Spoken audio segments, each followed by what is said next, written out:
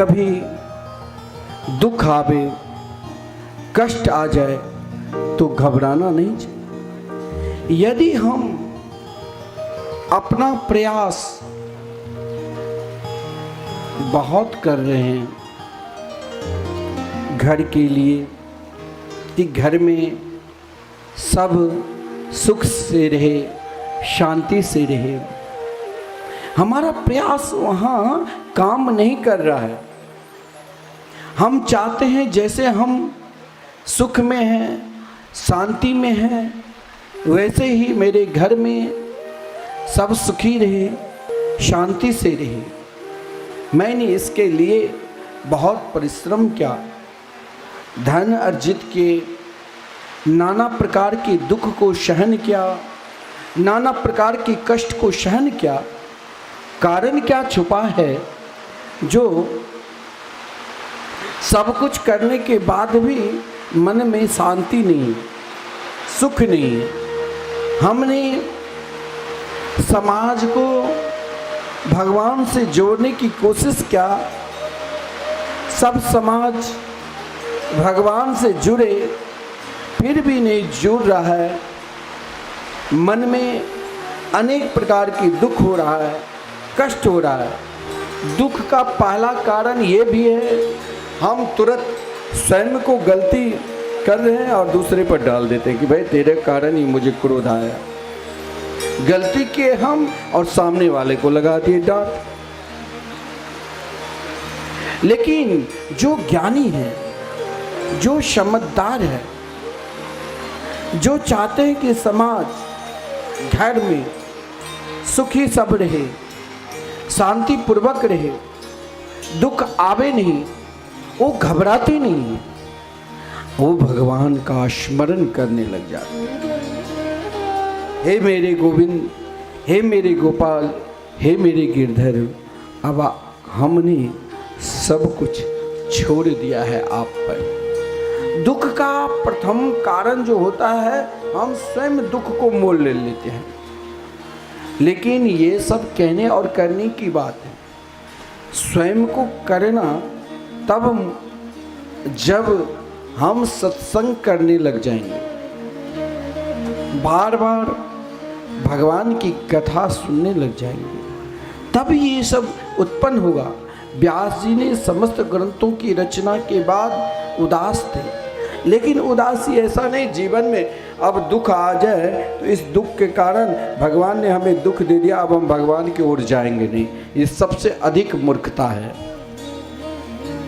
भगवान किसी को दुख नहीं देते हैं, भगवान किसी को सुख नहीं देते हैं। दुख और सुख दोनों आपस की द्वंद्व है। दुख और सुख आपस में लड़ता रहता है। किसी के जीवन में बहुत सुख है तो उसके जीवन में बहुत बड़ा दुख भी आ जाएगा। किसी के जीवन में बहुत बड़ा दुख है तो उसके जीवन में बहुत बड़ा सुख भी आएगा। एक द्वंद्व है। लेकिन हम अपनी गलती के कारण वो अपने अंदर ढूंढते हैं। ढूंढना है तो हमसे क्यों नहीं अभी तक हमारे अंदर क्रोध क्यों बार बार उत्पन्न हो जाता है? हम शांति से क्यों नहीं है? ये सब तब होगा कृपा भई तब देखिए जब देखे आपन दोष। हमने तुरंत दूसरे के ऊपर हमने क्रोध किया तो सामने वाले को कहते हैं तू ऐसी भाषा बोल दिया जिस कारण क्रोध आ गया। हमारी आदत बन चुकी है, हम दूसरे के ऊपर अपना दोष देख रहे हैं। परंतु व्यास जी जब भगवान के स्मरण किए तो देवर्षि नारद जी भगवत गुणगान गाते हुए व्यास जी के आश्रम पर आए। व्यास जी ने साष्टांग प्रणाम किया। भगवान, मैंने समाज को भगवान से जोड़ने के लिए वेद को 4 भाग में, महाभारत जैसे विशाल ग्रंथ की रचना, 17 पुराणों की रचना की, फिर भी भगवान मुझे शांति नहीं हुई। कोई उपाय बताओ। देखिए, धर्म तो सब कर रहे हैं। जब से हमने धर्म लिया, हमारे घर में, परिवार में किसी न किसी प्रकार की प्रथा है। कोई कार्य भी घर में होता है तो देवी के पूजन तो जरूर करते हैं। भगवती की पूजा घर में तो धर्म करते हैं, धर्म करने के बाद भी मन विचलित क्यों रहता है? धर्म दो प्रकार के रहते हैं। जिस धर्म में आपका स्वार्थ भरा हुआ है और जिस धर्म में आप भगवान की प्रसन्नता के लिए यदि आप धर्म नहीं करते हैं, उन धर्म में भी क्रोध आता है। देवर्षि नारद जी ने कहा, न यद चित्रपदम हरेर्यसो जगत पवित्रम प्रगृणीत करहिचि तद्वायशं तीर्थमुशन्ति मानसा न यत्र हंसा निर्मन्तु शिक्षया। धर्म ऐसा नहीं करो जिस धर्म को करने के बाद भी दुख आ जाए।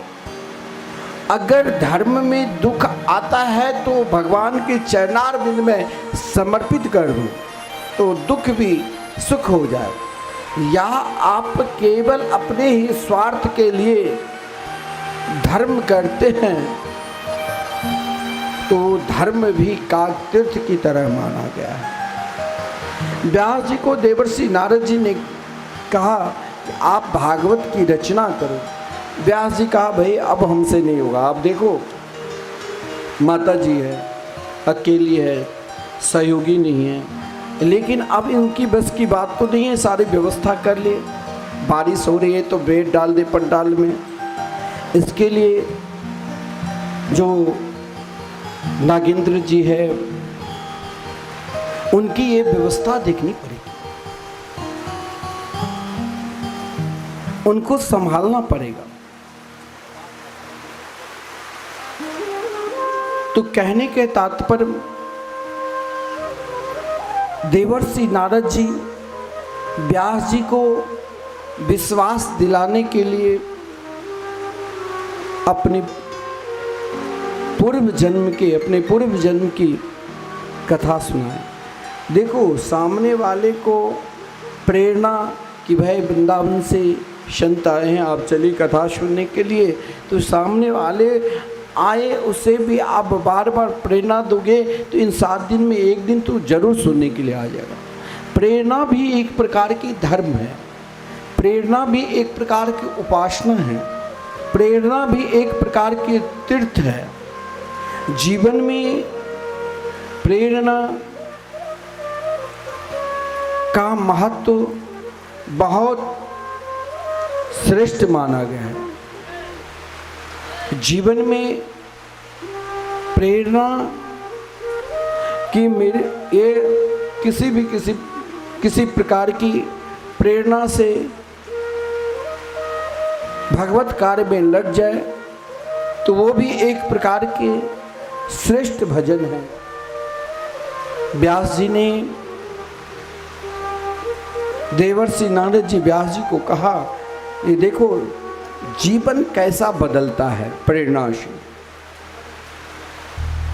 मैं पूर्व जन्म में एक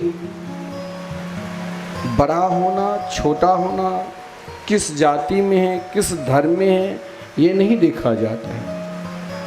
भगवान सबके हैं, भगवान सबको मिलते हैं। स्वयं देवर्षि नारद जी ने अपने पूर्व जन्म की कथा व्यास जी को श्रवण कराया कि पूर्व जन्म में बाल्यावस्था में ही 5 साल की अवस्था में पिताजी चले गए।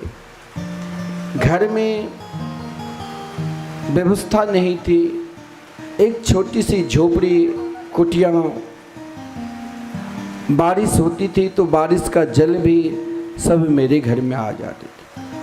खाने के लिए भोजन भी नहीं था, भोजन भी दूसरों के घर में जाकर, जब मेरी माँ वहाँ जाकर बर्तन साफ करती थी, चौका बर्तन लगा कर आती थी, तब वहाँ जो भी कुछ मिलता था उससे मेरा भरण पोषण चलता था। पहले गांव में प्रथा थी, जो जिस गांव में कहीं न कहीं स्थान बना रहता था, गांव में जैसे हम सब स्थान बनाते थे और वहाँ गांव के जो बड़े बुजुर्ग हैं, मुख्य लोग एक समूह बनाकर, एक ट्रस्ट बनाकर महाराज सब कि कोई बाहर से, वृंदावन से, अयोध्या से, काशी से साधु संत आएंगे तो उनकी व्यवस्था होनी चाहिए। बारिश के समय में संत महात्मा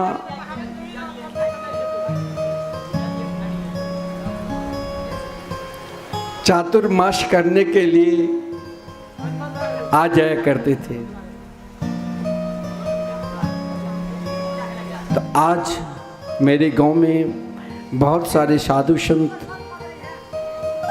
चातुर्मास करने के लिए, अरे भैया धीरे से बोलो, डर लगता है मुझे तो कहीं मेरे ऊपर ना गिर जाना। अपना काम करो और शांति से चुपचाप काम करते रहो।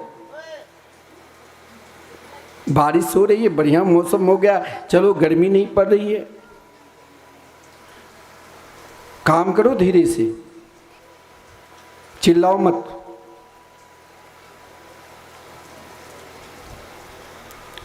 देवर्षि नारद जी ने व्यास जी से कहा कि पूर्व जन्म में मेरी माँ नुकरानी की जहाँ जिस घर में काम क्या करते थे ब्राह्मण देव की, वहाँ आज संतों की टोली आया, जहाँ एक दो नहीं, संतों की झुंड। पहले संत जमात के साथ चलते थे। हमारे गुरुदेव जब चलते थे पहले तो उनके साथ कम से कम 50-100 महात्मा किसी गांव में जहाँ ठहरते थे तो वहाँ 4 मास संकीर्तन, अखंड संकीर्तन, भंडारा जो भी आवे सब बड़े आनंद के साथ भंडारा पाते थे। और महाराज गांव के जितने भी लोग हैं, आज मेरा भंडारा, आज हमारे तरफ से भंडारा, सब बहुत स्वागत सत्कार क्या करते थे। मिथिला के गांव गांव में ऐसा प्रचार किया, जब युगल नाम महामंत्र हर प्राणी जाने कि राधा श्री कृष्ण के क्या महत्व है, इसके लिए गांव गांव में संकीर्तन रखवाते थे। आज जब संतों की टोली आया तो संत की सेवा में कहा कि देखो, तुम जब साधु संत भोजन कर ले, उनकी रसोई आए, तुम बर्तन साफ कर लेना, फूल तुलसी सामने रख देना। वो बालक ने कहा कि मैं भी अपनी माता के साथ उन संतों की सेवा की। जब संत लोग कहा करते थे जरा तुलसी पत्र ले आओ, मैं तुलसी पत्र ले आता। संत लोग भोजन जब कर लेते थे, शास्त्र में कहा गया है किसी का झूठन नहीं खाना चाहिए। अगर आप किसी के झूठन खाते हैं तो उनका पाप ही खाते हैं। झूठन कभी किसी का नहीं खाना चाहिए। लेकिन सद्गुरु महापुरुष के अनुमोदन से संत ने अनुमोदन किया, गुरुदेव ने अनुमोदन किया, मैंने उनके शीत प्रसाद का ग्रहण किया, जिसके फलस्वरूप धीरे धीरे मेरा मन खेलने में या अन्य बालकों के साथ नहीं लगा। मैंने हर पल गुरुदेव के निकट रहा। गुरुदेव ने मेरी लगन को देखकर, मेरी निष्ठा को देखकर कहा ये बालक भजनानंदी होंगे, दीक्षा प्रदान कर दी। कहा आज से तेरा नाम, दीक्षा लेने के बाद नाम बदल जाते हैं, आज से तेरा नाम हरिदास होगा। मंत्र दे दिया, लो इस मंत्र के सहारे एक दिन तुम्हें श्री कृष्ण दर्शन देंगे। नमो भगवते तुभ्यं वासुदेवाय धीमहि प्रद्युम्नाय निरोधाय नमः संकर्षणाय च। गुरुदेव के द्वारा प्रदत्त, शास्त्र में कहा गया है गुरुदेव के द्वारा प्रदत्त मंत्र को कभी नहीं बदलना चाहिए। जो हमारे इष्ट राधा कृष्ण, जो भी उनके इष्ट है, अपने इष्ट को कभी नहीं बदलना चाहिए। और जिस माला से हम भगवान के भजन कर रहे हैं उस माला को भी नहीं बदलना चाहिए। वो हरिदास महाराज गुरुदेव के द्वारा प्रदत्त प्रसाद को खाते खाते महाराज रोम रोम में भगवान के नाम समा गए। जब चातुर्मास समाप्त हुआ, संत ने कहा कि अब हम लोग चलें, बारिश भी बंद, संत सबके सब चलने लग गए। अब वो बालक रुदन करने लग गया कि मुझे भी आप अपने साथ ले चलो, अपने साथ ले चलो। अब एक दासी नौकरानी के बेटा, माँ चाहती थी कि मेरा बेटा कहीं संत ना बन जाए। माँ पहले ही रोती हुई आई, कहा मेरे बेटा को आप मत ले जाना। जब वो बालक हरिदास गया और कहा कि मुझे भी आप अपने साथ ले चलो, ले चलो, मचल गया। बोले कि देख, अभी अपनी माता की सेवा करो, लेकिन मैं वचन देता हूँ तुम्हारे अंदर जो श्री कृष्ण के प्रति, परमात्मा के प्रति प्रेम है, एक दिन जरूर मेरे गोविंद मिलेंगे। गुरुदेव उत्तराखंड की ओर प्रस्थान की और इधर महाराज जब वो हरिदास भजन करने के लिए बैठता, शास्त्र में कहा गया है कोई मंदिर में बैठकर पूजा पाठ करे, भगवान की साधना करे, उपासना करे, तो उनको विघ्न नहीं डालना चाहिए। विघ्न डालने से भी पाप लगता है। माता ने बार बार विघ्न डाला, कहा अरे तू भजन छोड़, अरे तू भजन छोड़। अब वो बालक क्या करे, बार बार एक ही बात, भजन छोड़ दो, भजन छोड़ दो। तब एक दिन ने भगवान से प्रार्थना की, हे मेरे गोविंद, हे मेरे गोपाल, आप मेरी माता को स्वीकार करो या अपने चरणों की भक्ति दे दो। प्रार्थना की, एकदा निर्गताम गेहा दोहंती निशिगाम पथि। एक दिन प्रातः काल के बेला में जब उसकी माता गौशाला में चारा देने के लिए गई तो घास में सर्प छुपा हुआ था, सर्प ने काट लिया, उसकी माता भी चली गई। अब वो छोटे से नन्हे से बालक मात्र 10 साल के हुए हैं। अब वो कहाँ जाए, रोते रोते महाराज रोए भगवान के लिए और कभी हंसने लगे। चलो अब तो निश्चिंत होकर भगवान के भजन करेंगे और सीधे उत्तराखंड की ओर चल दी। जाकर बद्रिका आश्रम में गुरुदेव ने जिस प्रकार मंत्र दिया था उन मंत्र को जाप करने लगे। जाप करते करते बार बार आँख से अश्रुपात होने लगा। हे मेरे गोविंद, हे मेरे गोपाल, क्या आप मुझे कब स्वीकार करोगे, कब स्वीकार करोगे। गुरुदेव ने कहा था तुम निष्ठापूर्वक भगवान के भजन करो, एक दिन न एक दिन जरूर मेरी परमात्मा दर्शन दे। आज भगवान ने दर्शन दिया, आकाशवाणी हुई, एक पल के लिए, एक क्षण के लिए दर्शन दिया। अब कोई व्यक्ति को प्यास लगी है और उसे एक छटा पानी दे दिया जाए तो और प्यास बढ़ जाएगी। अब उसने कहा महाराज व्याकुल हो गए मेरे गोविंद, क्या अब दर्शन नहीं दोगे। बोले तुम्हारे अंदर अभी तृष्णा है, वासना है, यदि इन वासना को, इन तृष्णा को यदि नष्ट करोगे तभी मैं पूर्ण रूप से मिलूँगा। महाराज वो नन्हे से छोटे से बालक जिस स्वरूप को दर्शन किया उनकी चिंतन करने लगे और हर स्थिति में उन्हीं को पुकारने लगे। हे मेरे गोविंद, हे मेरे गोपाल, आप चाहे देखो जिस स्थिति में रहो, बहाना मत करना चाहिए कि हम भगवान के भजन कैसे करेंगे, हम तो घर में हैं, परिवार में। अरे घर में भी रहकर भगवान के भजन कर सकते हो, परिवार के साथ में भी भगवान के भजन कर सकते हो, चाहे गांव में हो, गांव में भी भगवान के भजन कर सकते हो, चाहे शहर में हो, शहर में भी भगवान के भजन कर सकते हो, चाहे जो भी खाते हो, जो भी स्थिति में हो, हर स्थिति में भगवान के भजन कर सकते हो। अब वो बालक हर हमेशा एक ही नाम पुकारते थे, क्या? जिस देश में, जिस भेष में, परिवेश में रहो, राधा रमन, राधा रमन, राधा रमन कहो। जिस देश में, जिस देश में, परदेश में रहो, राधा रमन, राधा रमन, राधा रमन कहो। राधा रमन, राधा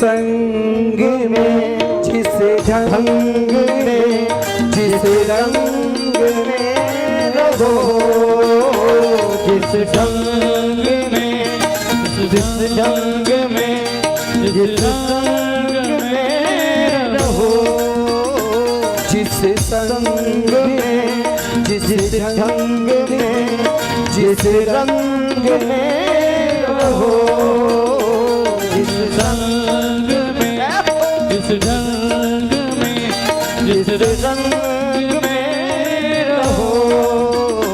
राधा रमण राधा, जय हो राधा रमण लाल की जय हो। राधा रमण राधा रमण राधा रमण कहो।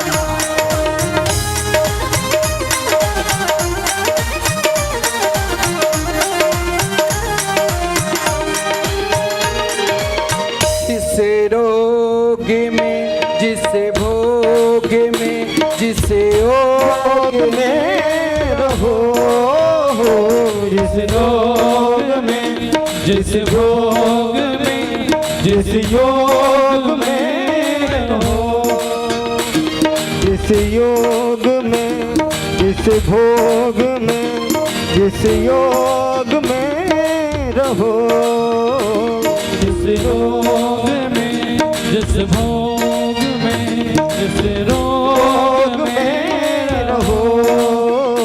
राधा रमण राधा रमण राधा रमणी को, राधा रमण राधा रमण राधा रमण कहो। राधा रमण राधा रमण राधा रमण कहो।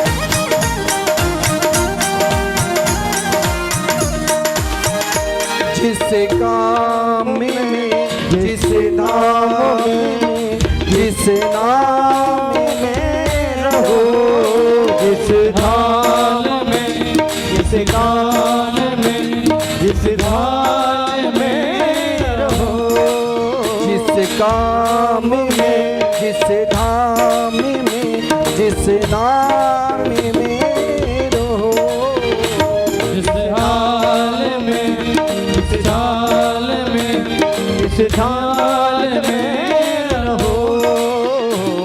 राधा रमण जय हो प्यारे राधा रमण कहो। राधा रमण राधा रमण कहो। किस देश में, किस देश में, कहीं देश में रहो। राधा रमण राधा रमण राधा रमण कहो। गाइए राधा रमण राधा राधा हो मेरो राधा रमण, मेरो राधा रमण, मेरो राधा रमण,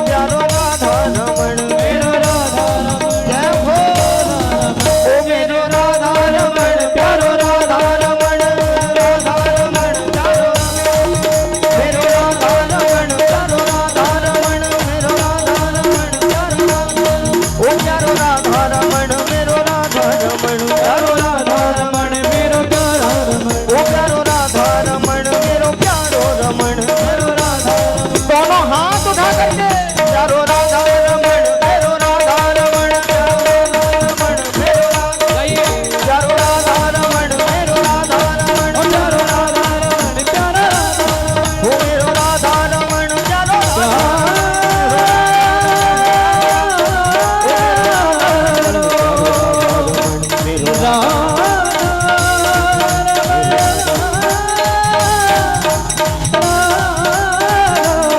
राधा रमण लाल की जय। भागवत भजन करते करते भगवान को प्राप्त करके कहा कि अगला जन्म मैंने नारद जी बनकर आज समस्त प्राणी को भगवत नाम से जोड़ दिया। देखिए, भागवत के प्रथम दिन ही 3 माताओं की कथा है। माता द्रौपदी, माता कुंती, माता उत्तरा और माता कुंती की। तीनों माताएं कि ऐसा नहीं है जीवन में कब किस समय किस प्राणी के जीवन में घटना आ जाए, वो तो ईश्वर ही जानते हैं। देवर्षि नारद जी ने प्रेरणा दी, व्यास जी ने भागवत की रचना की और भगवान सुखदेव जी को प्रदान किया। जिन परीक्षित को भागवत भगवान सुखदेव जी श्रवण कराएंगे, उनके जीवन भी बड़ा विलक्षण है। जब महाभारत के युद्ध हुआ 18वें दिन में के अंतिम समय में भीमसेन की गदा के प्रहार से दुर्योधन की जंघा चकनाचूर हो गया। दुर्योधन चिल्ला रहे थे, आज कोई सहायता करने वाले नहीं आए। जो कार्य दुर्योधन चाहते थे वो जो बचाव कोई नहीं कर सकता। कृपाचार्य जी ने मना 2 टुक में कर दिया, लेकिन अश्वत्थामा ने कहा, मित्र बताओ आज मैं कौन सा कार्य आपके लिए करूं। दुर्योधन ने कहा, मुझे कुछ नहीं चाहिए, आज अंतिम दिन, अभी भी महाराज रात्रि बाकी है। मैं यही प्रार्थना कर रहा हूं कि मित्र यदि आप मुझे सुखी देखना चाहते हो तो 5 पांडवों को सिर काटकर हमें दे दो। अश्वत्थामा ने प्रतिज्ञा कर ली कि चिंता मत करो, हो गया काम। लेकिन जिसके रक्षक भगवान है, भला अश्वत्थामा क्या कर पाएगा। भगवान ने 5 पांडवों को साथ में लेकर द्रौपदी के पुत्र को भी प्रेरणा दी। भगवान ने उन पांडवों को लेकर गंगा किनारे जाकर आज सत्संग करवाने लग गए। इधर अश्वत्थामा ने शिविर में सो रहे थे द्रौपदी के 5 पुत्र को धैर्य वहीं छोड़ दिया और सिर लेकर चले गए। दुर्योधन को दिया। दुर्योधन बहुत हर्षित हुए, कहा कि पहले सबसे बड़ा मेरा शत्रु है भीम, उनका सिर दो। भीम का सिर मोटा तगड़ा दिया तो कहा कि अरे ये तो इतना कमजोर भीम नहीं है, लगता है तुमने द्रौपदी के 5 पुत्रों को सिर ले आया है। अश्वत्थामा अब भयभीत हो गया।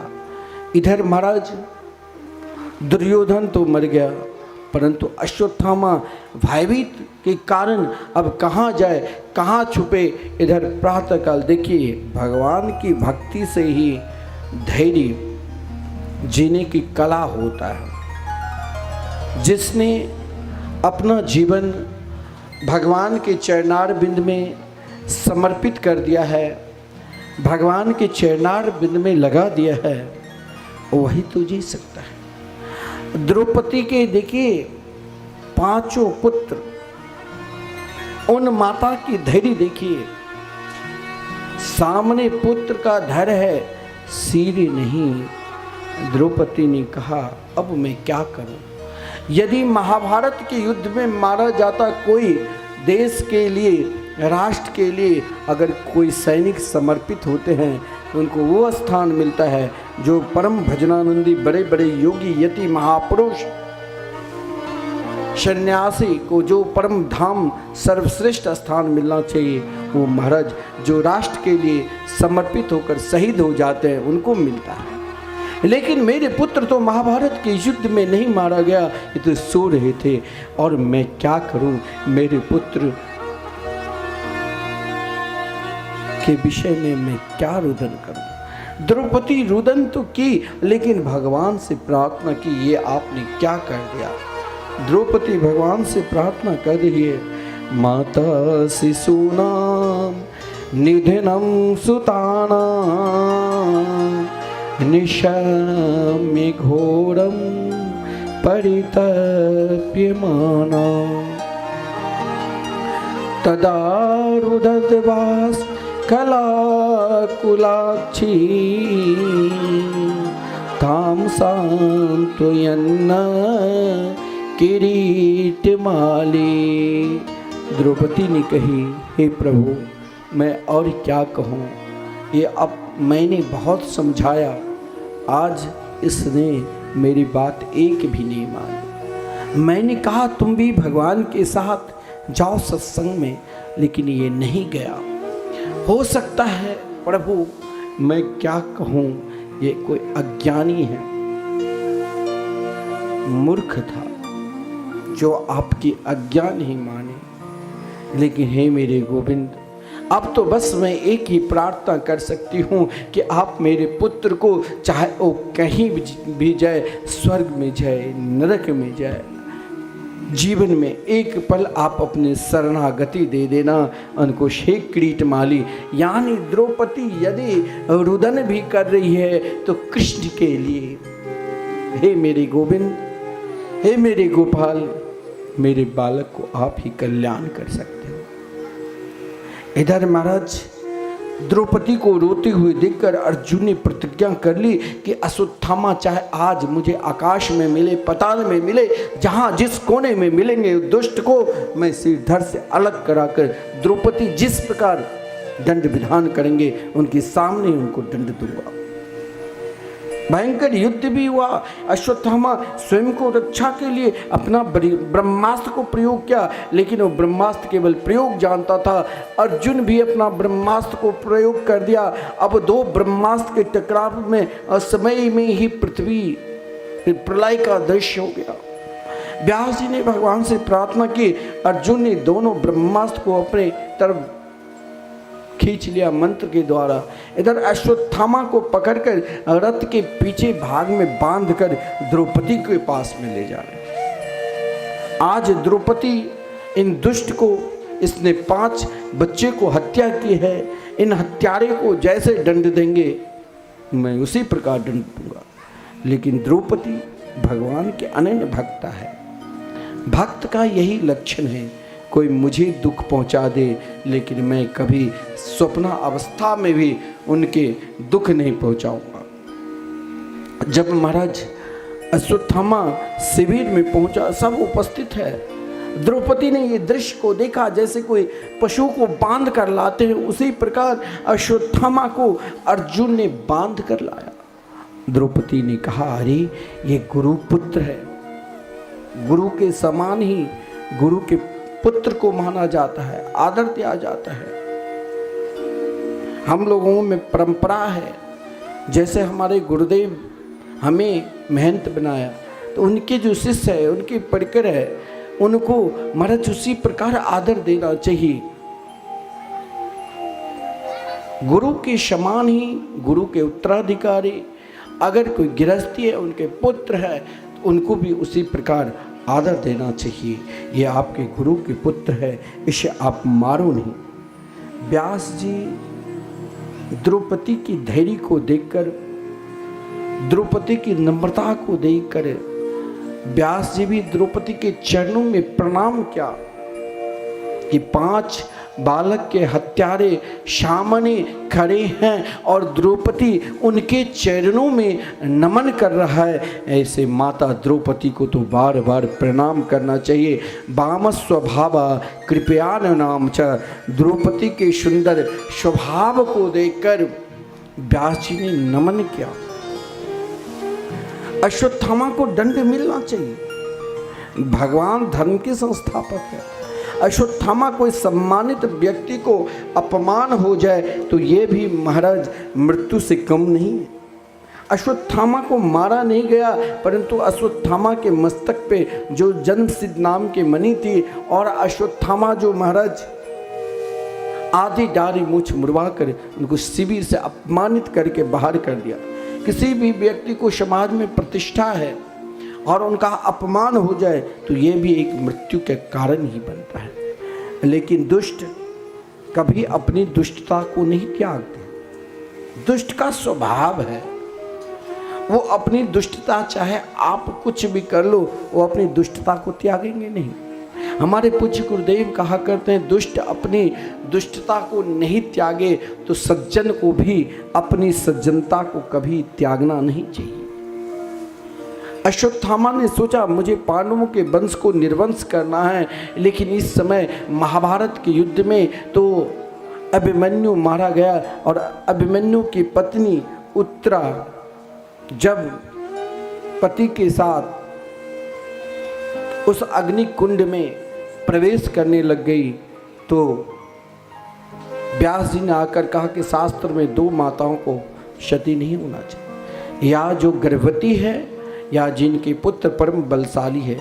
उत्तरा जी ने श्री कृष्ण के चिंतन कर रही है और इस स्थिति में, उस परिस्थिति में उत्तरा जी रही। लेकिन आज अश्वत्थामा को मालूम था कि उत्तरा जी गर्भवती है। ब्रह्मास्त्र का प्रयोग कर दिया। इधर भगवान हस्तिनापुर को छोड़कर द्वारका की ओर प्रस्थान करने वाले थे। जो ही ब्रह्मास्त्र का प्रयोग किया, भगवान एक पैर रथ पर है, दूसरा पैर नीचे। उसी समय उत्तरा प्रार्थना करने लग गई, जीवन में दुख आवे, कष्ट आवे तो किसी को अपना कष्ट व्यक्त कराकर अपना समय बर्बाद नहीं करना चाहिए। वो चाहे आपके बहुत से बहुत प्रिय हैं, कुछ देर के लिए आपके साथ बहुत प्रिय है तो आंसू बहा लेंगे, कुछ देर आपके साथ कहेंगे नहीं महाराज इसके जीवन में बहुत बड़ी घटना हो गई, और कुछ देर के बाद कहेगा वैसे ही चलता है। जीवन में उनके शरण में जाओ जो हमें शांति प्रदान कर दे। उत्तरा जी के निकट महाराज स्वयं माता कुंती, माता द्रौपदी और महाराज 5 पांडव सब के सब उपस्थित हो गए। बोले इनके जीवन में भी, सबके जीवन में कष्ट आया, लेकिन द्रौपदी ने कही कि पुत्री जीवन में कष्ट आवे क्योंकि मेरा ये अनुभव है, जब बीच सभा में दुशासन ने हमें लाया तो वहाँ द्रोणाचार्य, कृपाचार्य, भीष्म पितामह, 5 पांडव सब उपस्थित थे, सब सिर नीचे कर लिया, लेकिन मेरे गोविंद केवल वस्त्र का रूप धारण कर हमारी रक्षा की। जीवन में यदि दुख भी आवे, कष्ट भी आवे तो किसी से व्यक्त नहीं करो, केवल भगवान की शरण में जाओ। उत्तरा भी भगवान की शरण में जाकर प्रार्थना करती है, हे मेरे गोविंद, हे मेरे गोपाल, अब आप ही रक्षा करोगे। पाहि पाहि महायोगिन देव देव जगत्पते, नान्यं त्वद्भयं पश्ये यत्र मृत्यु परस्परम्। हे जगद्गुरु, हे जगदबंदे, हे जगद्गुरु, हे समस्त प्राणी के अंतःकरण में निवास करने वाले, हे मेरे गोविंद, हे मेरे गोपाल, आप हमारी रक्षा करो।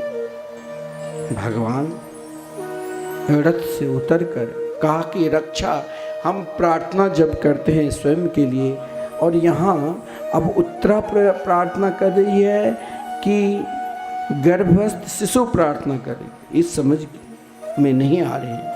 तो भगवान ने पूछा, देवी आप क्यों अब जीने की इच्छा प्रकट कर रही? महाभारत के युद्ध में अभिमन्यु जैसे पुत्र जब पति चला गया तो फिर अब जीने की इच्छा क्यों कर रही? उत्तरा ने कहा, ये ब्रह्मास्त्र हमें जलाकर राख कर दे, हे मेरे गोविंद, मुझे तनिक प्रभाव नहीं, लेकिन मेरे गर्भ में जो शिशु पल रहा है वो मैं जानती हूँ ये आपके अनन्य भक्त होंगे, इनकी आप रक्षा करो हे मेरे गोविंद। संसार के लोग क्या जाने, संसार के लोग आपकी निंदा न करने लग जाए। मैं नहीं चाहती हूँ कि कोई आपकी निंदा करे।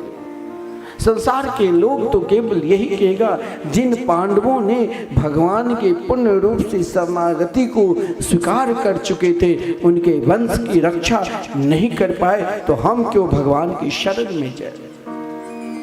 हे मेरे गोविंद, हे मेरे गोपाल, ये ब्रह्मास्त्र मुझे चाहे जला कर राख कर दे, फिर भी मैं आपसे कुछ नहीं कहूँगा। लेकिन मेरे गर्भ में जो पल रहे हैं शिशु, इनकी रक्षा करो। भगवान ने सोचा कि एक माता आजकल ऐसी हो गई जो अपने गर्भ को नष्ट कर रही है, और एक माता ऐसी है जो अपने गर्भ की रक्षा के लिए प्रार्थना कर रही है। ऐसी माता को तो पुत्र ही बनना सही। भगवान ने कहा, देवी तुम घबराओ नहीं, एक पल के लिए, एक क्षण के लिए तुम अपने हृदय में मातृभाव उत्पन्न करो और मैं तुम्हारे अंतःकरण में प्रवेश करूंगा। भगवान अपने परम प्रिय भक्त की रक्षा के लिए अंगुष्ठ मात्र ममलम, अंगूठे की तरह बनकर उत्तरा जी के गर्भ में प्रवेश कर वो गर्भस्थ शिशु जो पल रहा था, ब्रह्मास्त्र के जलन से महाराज जल रहे थे। भगवान ने गदा, अब आप विचार करो कितनी छोटी सूक्ष्म रूप धारण कर भगवान उनके अंदर प्रवेश किया और उन गर्भस्थ शिशु की रक्षा की। भगवान कितनी बड़ी दयालु है, कितनी बड़ी कृपालु है, फिर भी हम उनके शरण को छोड़कर अपने जीवन को इधर उधर भटकाते हैं। जहाँ क्षणिक सुख है, क्षणिक शांति है, लेकिन सदा जिस आनंद को हमें प्राप्त करना है जीवन में, ऐसा नहीं है हमें बहुत धन दौलत हो जाए और महाराज हम सुखी रहे। माता कुंती ने भगवान से क्या कहा था? जिस समय भगवान अपने दिव्य धाम को जा रहे थे, यानी हस्तिनापुर को छोड़कर द्वारका की ओर प्रस्थान कर रहे थे, तो सामने माता कुंती आकर प्रार्थना करने लग गई कि हे मेरे गोविंद, हे मेरे गोपाल, आपने सभी को दिया है। भगवान को यदि हम एक बार स्तुति कर लेते हैं, उससे कई गुना भगवान हमें देते हैं। आज माता कुंती ने भी कही, नमः पंकजनाभाय, नमः पंकज मालिनी, नमः पंकज नेत्राय, नमस्ते पंकजांघ्रे। हे मेरे गोविंद, आपके नेत्र, आपके नाभि कमल से ब्रह्मा जी प्रकट हुए। आपके नेत्र कमल की तरह, आपके चरणारविंद कमल की पोखरी की तरह। आज तक जीवन में कभी भी माता कुंती ने भगवान से कुछ मांगा नहीं। आज जीवन में प्रथम बार जब महाभारत के युद्ध में उनके पुत्रों को विजयश्री मिली, भारत के सम्राट बने, चक्रवर्ती सम्राट, उद्याचल से लेकर, जहां सूर्य उद्याचल की ओर से प्रकट होते हैं और अस्ताचल की ओर, जहां सूर्य का अंत है, अस्ताचल की ओर जाते हैं, वहां तक महाराज पांडवों की राजधानी थी, संपूर्ण पृथ्वी। और उनकी माता कुंती के पास क्या व्यवस्था होगी, जरा आप कल्पना करना। एक मंत्री के परिवार यदि घर से निकलते हैं तो 4, 10, 20 सैनिक आगे पीछे चलते हैं, 10 गाड़ी आगे 10 गाड़ी पीछे। लेकिन माता कुंती की क्या व्यवस्था होगी? फिर भी वहाँ कुंती माता की प्रसन्नता नहीं, दुखी। यदि कुंती के जीवन में दुख देखना है तो कुंती के जीवन में देखो। जन्म लिया कहीं और भोजगढ़ देश में, पालन हुआ कहाँ प्रथा, पहले प्रथा नाम बाद में कुंती पड़ा। विवाह हुआ पति के साथ, कुछ दिन के लिए जंगल में जाकर महापुरुषों के साथ सत्संग करने के लिए गए। जिस क्रम में पति भी चले गए, जिनके 5 पुत्र और 5 पुत्रों को मारने के लिए गंधारी के 100 पुत्र दुर्योधन हर हमेशा किसी न किसी प्रकार की योजना बनाकर चाहते थे कि कुंती के एक भी पुत्र बचे नहीं।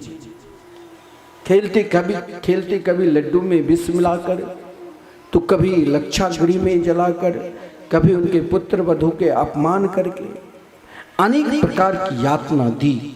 फिर भी कुंती कभी भगवान से कुछ मांगा नहीं। हर हमेशा उन दुख अवस्था में भी श्री कृष्ण की इच्छा पर विश्वास की और हर पल हर क्षण श्री कृष्ण के स्मरण करती रही। आज महाभारत के युद्ध में पुत्र को विजयश्री मिली, पुत्र सम्राट बने, लेकिन कुंती के हृदय में प्रसन्नता नहीं। क्यों नहीं प्रसन्नता? क्योंकि आज श्री कृष्ण छोड़कर जा रहे हैं। ऐसा सुख लेकर कुंती ने कहा, मैं क्या करूं, मेरे लिए तो ऐसा सुख पत्थर के समान है। इसलिए आज क्यों नहीं ऐसा मंत्र ले लो भगवान से ही। सद्गुरु के द्वारा प्रदत्त मंत्र कभी व्यथा होती नहीं। क्यों नहीं भगवान से ये दीक्षा मंत्र ले लो, जिससे भगवान सदा मेरे निकट है। देखो, कोई दुख मांगने की चीज है। कोई चाहते हैं कि मेरे जीवन में दुख आवे, कोई चाहते हैं कि मेरे जीवन में कष्ट आवे, लेकिन कुंती ने भगवान से यही प्रार्थना की, विपद सन्तु न सस्वत तत्र तत्र जगद्गुरो भवतो दर्शनम यत्सा पुनर्भव दर्शनम। हे प्रभु, मुझे कुछ नहीं चाहिए। हमने आज तक कभी ये आंचल को फैलाकर आपसे कुछ मांगा नहीं। आज हम मांगने के लिए आए और आपको देना होगा। क्या मांगा? हम मंदिर में जा जाकर ना जाने भगवान से क्या क्या मांगते हैं, लेकिन कुंती ने दुख मांगा। आप लोग जितने लोग यहाँ पर बैठे हैं, क्या कभी भगवान से कोई दुख मांगे? हाथ उठाओ तो। अरे कोई दुख मांगते हैं? मांगते हो भगवान से दुख? नहीं ना।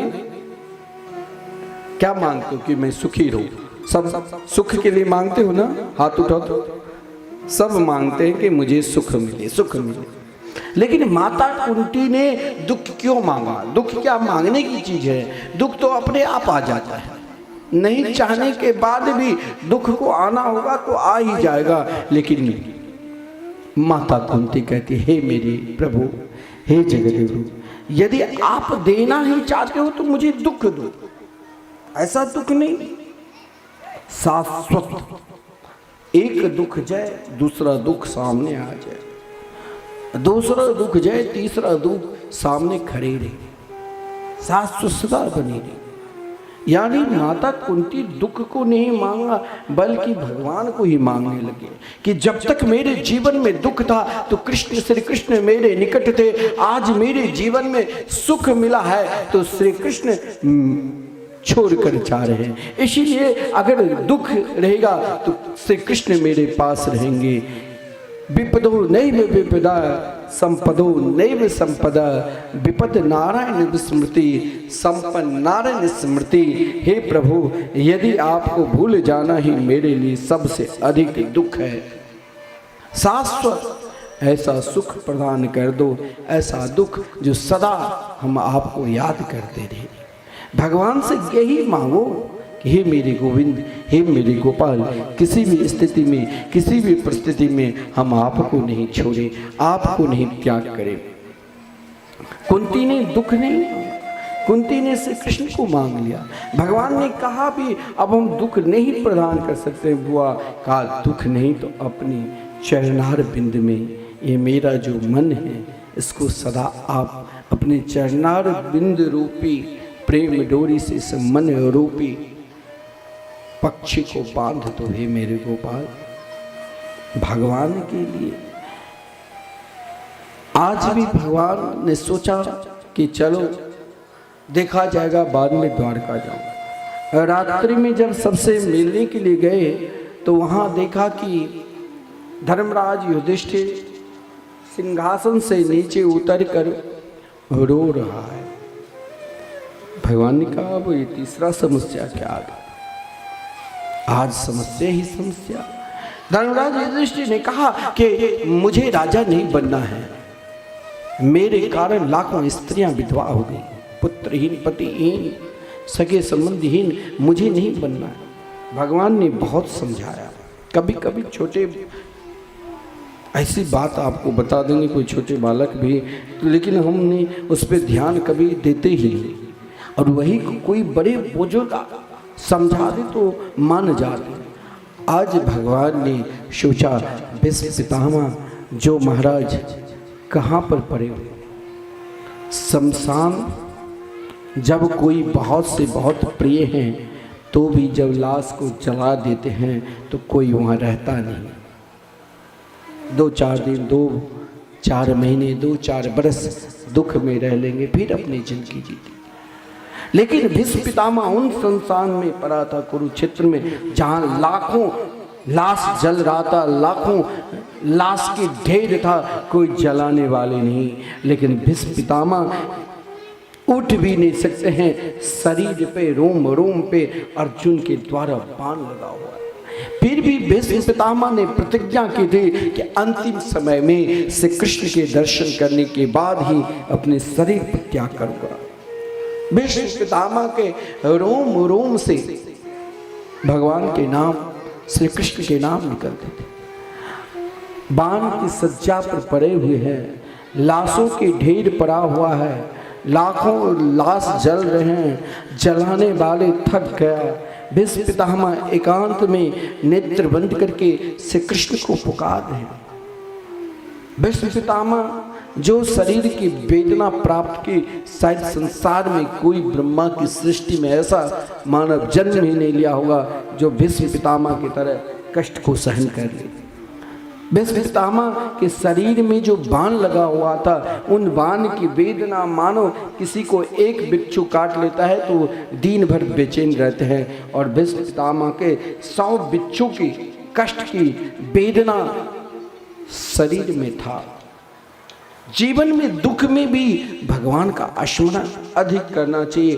भीष्म पितामह भगवान के स्मरण कर रहे हैं। इधर भगवान श्री कृष्ण पांडवों को साथ में लेकर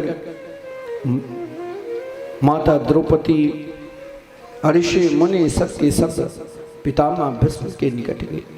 भीष्म पितामह बाण की सज्जा पर पड़े हुए हैं। श्री कृष्ण के रूप माधुरी को दूर से देखा, इच्छा प्रकट की कि आज श्री कृष्ण को पूजा कर लूं, प्रार्थना कर लूं, ध्यान कर लूं। हे श्री कृष्ण, आज तुम केवल मेरे निकट खड़े रहो।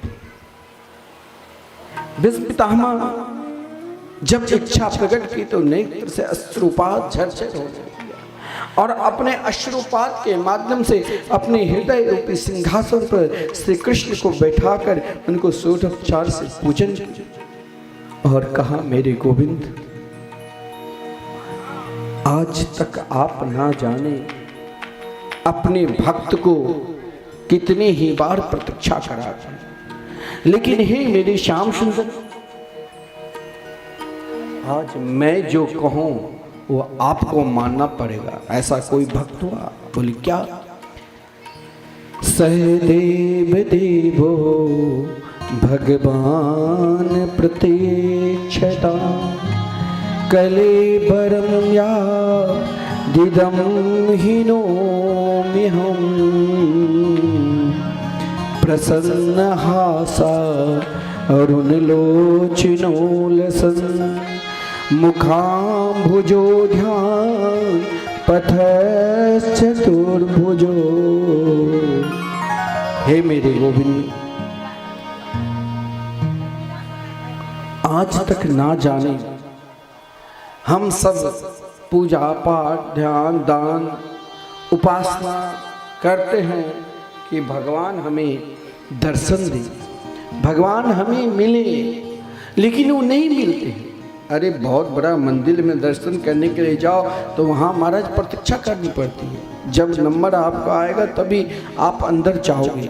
लेकिन भीष्म पितामह ने कहा कि प्रभु मुझे आपसे कुछ चाहिए ही नहीं, आज मैं आपसे कुछ मेरे अंदर आकांक्षा इच्छा जगी है जो आप हमें आज दो। बहुत सुंदर प्रार्थना कि भगवान आप अपने स्वरूप को मेरी निष्ठा चतुर्भुज के रूप में, आप चतुर्भुज रूप में हो जाए। दूसरा सत्य कहा है मेरे गोविंद, जब तक मैं अपने शरीर को त्याग कर आप में न लीन हो जाऊं तब तक आप हमारी प्रतीक्षा करो। और तीसरा शर्त, हे प्रभु मैं जानता हूं जब भगवान के कोई भक्त इस धरातल पर अवतार लेते हैं, जन्म लेते हैं, और जब वो अपने दिव्य धाम को जाने लग जाते हैं तो भगवान स्वयं रोने लग जाता है। तो भगवान से भीष्म पितामह ने कहा कि जब मैं अपने शरीर को परित्याग कर आप में लीन हो जाऊं तब आपकी आंखों में आश्रुपात नहीं होना चाहिए, बल्कि आपके मुखारबिंद पर मुस्कान होना चाहिए। भगवान ने पितामह से कहा कि तीनों शर्त मंजूर है, लेकिन आप जरा इन पांडवों को भी अपने जीवन का अंतिम उपदेश दीजिए। इस कलयुग में व्यक्ति को क्या प्रधान है? भीष्म पितामह ने पांडवों को दान धर्मान, राज्य धर्मान, मोक्ष धर्मान, विभागशः, स्त्री धर्मान, भगवत धर्मान, समाश्वासयोगित।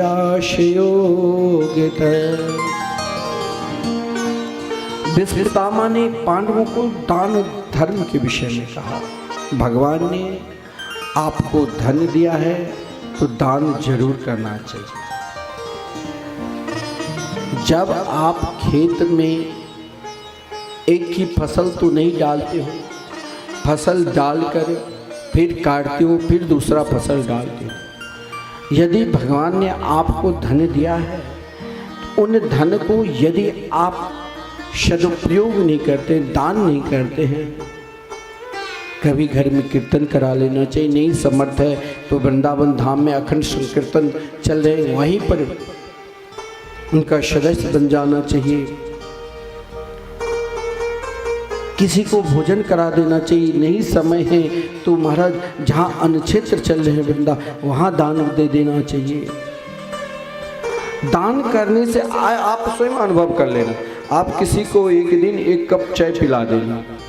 आप किसी को 1 कप चाय पिलाओगे तो 10 आदमी आपसे आज पूछेंगे भैया तनिक आप चाय पी लो, चाय पी लो। आप जितने दान करोगे उससे कई गुना आ जाएंगे। ये स्वप्न अवस्था में भी नहीं सोचना चाहिए हम अगर अधिक दान कर देंगे तो फिर मेरे लड़के बच्चे के लिए महाराज धन घट जाएगा। अरे धन कैसे घटेगा? दान नहीं करोगे तो डॉक्टर ले जाएगा। कहीं न कहीं धन का तो नष्ट होगा। कोई महाराज दुर्द्रोह करने लग जाएंगे। घर में कोई शराबी, कोई जुआरी, कुछ न कुछ ऐसा बन जाएगा, धन नष्ट कर देगा। बच्चे मंद बुद्धि हो जाते हैं। भगवान ने यदि आपको धन दिया है तो गरीबों की सेवा करो, समाज की सेवा करो, दान पुण्य का कार्य करो। दान धर्म के विषय में बताया गया। जब तालाब में पानी है और उनको भी समय पर साफ किया जाता है, अगर नहीं करोगे तो उसमें महाराज कोई नहाते नहीं तो दुर्गंध आ जाता है पानी में। कुआं में पानी है, पहले लोग कुआं से पानी भरता है, आज कुआं देखने लायक भी नहीं है, लोग मिट्टी से भर देता है। कल हजारों पानी पीता था, आज कोई जरूरत नहीं। जब तक उसका उपयोग नहीं करोगे, भगवान ने धन दिया है तो ये कभी नहीं सोचना चाहिए हम यदि दान देंगे तो धन घट जाएगा। दान से धन बढ़ता है। महाभारत में बहुत सुंदर दान का वर्णन दिया गया है। महाराज राजधर्म, राजा को क्या कर्तव्य है, राजा को प्रजा का किस प्रकार प्रेम करना चाहिए, राजधर्म के विषय में सुंदर उपदेश दिए, मोक्ष धर्म के विषय में उपदेश दिया, स्त्री धर्म के विषय में उपदेश दिया और भगवत धर्म के विषय में पांडवों से कहा, अरे पांडव, जिससे तुम आज तक अपना सखा, अपना सारथी मान रखे हो, वही तो परब्रह्म परमात्मा है, इसे पहचान लो, तेरा बेड़ा पार हो जाए। भीष्म ने पांडवों से कहा कि मुझे अपने गोविंद से बात करने दो। भीष्म ने कहा, कन्हैया एक बात कहूं आपसे। बोले हाँ बोलो। बोले आपने महाभारत के युद्ध में प्रतिज्ञा की थी कि मैं अस्त्र नहीं उठाऊंगा। बोले हाँ पितामह, मैंने प्रतिज्ञा की और उसे निभाया भी परिपूर्ण, लेकिन एक बार आपने ही प्रतिज्ञा कर ली थी कि आज जो हरि ही शस्त्र ना कहाऊं तो लाजो गंगा जननी के शांतनु सूत न कहाऊं। तो भक्त की रक्षा के लिए आपने अर्जुन पे ना जाने बाणों की बौछार कर दिया, तो आपके कारण ही मुझे टूटे हुए रथ की पहिया उठाना पड़ा। लेकिन नहीं प्रभु, आप उससे पूर्व भी कई बार अस्त्र उठा चुके हैं। भगवान ने कहा, मैंने तो कभी नहीं उठाया और किसी को मालूम भी नहीं है। भगवान तो एक ही बार महाभारत के युद्ध में अस्त्र उठाया था। बोले नहीं, जब महाभारत के युद्ध प्रारंभ हुए उस समय बड़े बड़े कौरवों पक्ष में युद्ध करने वाले जब अर्जुन के साथ युद्ध करना प्रारंभ कर देते थे, उस समय आप एक बाण चला दिया करते थे। क्या? तो मुस्कान रूपी बाण। और सामने वाले योद्धा आपकी सुंदरता को देखकर ऐसा मोहित हो जाता था जो अर्जुन को आसानी से विजयश्री मिल जाती थी। अर्जुन को बिना परिश्रम से विजयश्री मिल जाती थी, क्योंकि प्रभु आपके विषय में कहा गया है, चित्रम तदैतद चरणार बिंदम, चित्रम तदैतद बदनार बिंदम, चित्रम तदैतद मुखार बिंदम, चित्रस्य चित्रम खलु सर्व चित्रम। मैंने देखा जो चोरी से छुपके से अपने भक्त के लिए स्वभाव को, अपने प्रतिज्ञा को त्याग रहे हैं, ऐसे प्रभु के स्वभाव क्यों नहीं जगत में प्रकट कर दूं कि जगत के लोग भगवान से प्रेम करें और पहचाने कि वो कितने बड़े दयालु है, कितने बड़े कृपालु है, जो अपने भक्त के लिए चोरी से छुपके से अपनी प्रतिज्ञा को तोड़ रहे हैं। तब ही मैंने प्रभु प्रतिज्ञा कर ली थी, आज जो हरि ही शस्त्र न कहाऊं तो लाजो गंगा जननी को शांत न सूत न कहाऊं। प्रभु मुझे याद है मैंने भयंकर युद्ध अर्जुन के साथ किया, और भगवान की यदि धैर्य टूटता है तो एकमात्र भक्त के लिए। आज भगवान एक तरफ एक भक्त ने प्रतिज्ञा कर ली और एक तरफ अर्जुन जैसे भक्त मूर्छित होने लगे। भगवान को धैर्य नहीं रहा और कहा, प्रभु मुझे याद है आपने छलांग लगाकर टूटे हुए रथ को उठाने की कोशिश की, पृथ्वी घबरा गई, पृथ्वी थर थर कांपने लग गई। अगर भगवान प्रतिज्ञा को तोड़ दे तो पृथ्वी प्रलय कालीन समुद्र में डूब जाएगी। इसीलिए भगवान आपने अपने दुशाला को गिराकर पृथ्वी को सांत्वना दी। पृथ्वी तुम शांत रहो, मैंने तो केवल अपने भक्त के लिए अपनी प्रतिज्ञा को त्यागे हैं। भगवान उस दृश्य को देखकर मैंने धनुष बाण को नीचे पटक दिया। कहा मैंने तो आपकी स्वभाव जगत में प्रकट करा दिया। अब आप चाहो तो मुझे मारो, आप चाहो तो मुझे तारो। हे मेरे गोविंद, अब मेरे जीवन में किसी भी प्रकार की इच्छा है ही नहीं। हाँ, एक इच्छा जरूर है, एक आकांक्षा जरूर है, जो अब तक उसी कारण मैं जिंदा भी हूँ। भगवान ने कहा मेरे भक्त के हृदय में इच्छा, मेरे भक्त के हृदय में कामना नहीं। बोले क्या कामना? विष्णु पितामह ने कहा इति मति रूप कल्पिता वितृष्णा भगवते शाश्वत पुंगवे विभुमनि स्वसुखमुपगते क्वचिद विहरितुं प्रकृति मुपेयुषि यद भव प्रभाव। हे प्रभु, मेरे एक पुत्री है, उस पुत्री बेचारी मेरे बाद वो कहाँ जाएगी, कैसे उनकी शादी विवाह होगी, ये मुझे बहुत चिंता सता रही। अब वहाँ पर जितने भी लोग थे सभी को आश्चर्य लगा, पांडवों को आश्चर्य लगा। वहाँ अनेक ऋषि मुनि थे कि भीष्म पितामह अखंड ब्रह्मचारी, विवाह किए ही नहीं तो पुत्री कहाँ से आ गई? भगवान ने पूछा पितामह आपकी पुत्री कहाँ है? भगवान से पितामह ने कहा कि मेरी पुत्री ही मेरी तृष्णा है, मेरी इच्छा है। जैसे आपने हमें शुद्ध अंतःकरण प्रदान किए, वही शुद्ध अंतःकरण अब आप स्वीकार कर लीजिए। मेरी बुद्धि रूपी पुत्री को आप स्वीकार कर लीजिए और मुझे कुछ नहीं चाहिए। भगवान ने कहा आपका अंतःकरण शुद्ध, कौरवों के पक्ष में युद्ध करने वाले का क्या अंतःकरण शुद्ध हो सकता है? बोले हाँ भगवान, मुझे विश्वास है मेरे अंदर किसी प्रकार, मैं कौरवों के पक्ष में यदि युद्ध भी किया तो केवल आपके श्री चरणों के दर्शन करने मात्र से ही मैं कौरवों के पक्ष में गया। अगर मैं पांडवों के पक्ष में रहता तो मुझे कहीं और जगह भेज देता, फिर मुझे आपके श्री चरणों का दर्शन नहीं मिलता।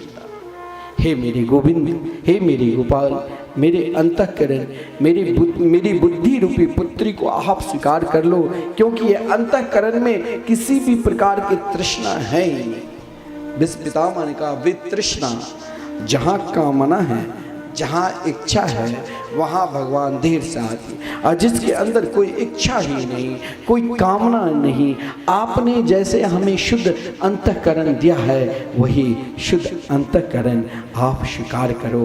हे मेरे गोविंद, मुझे कुछ नहीं चाहिए। मैं कहीं भी रहूं, किसी भी अवस्था में रहूं, सदा आपके गुणगान करता रहूं, बस इसके अलावा मुझे कुछ चाहिए ही।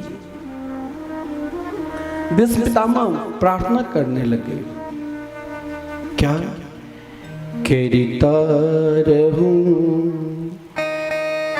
भजन धीरे धीरे, भजन धीरे धीरे, जो मिल जाएगा ओ सजन धीरे धीरे, जो करते रहोगे भजन धीरे धीरे, भजन धीरे धीरे, तो मिल जाएगा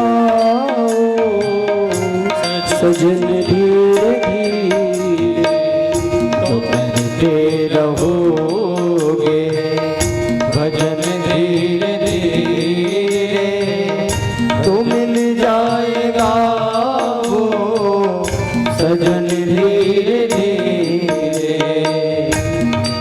सब हाथ के साथ पुकारते रहिए।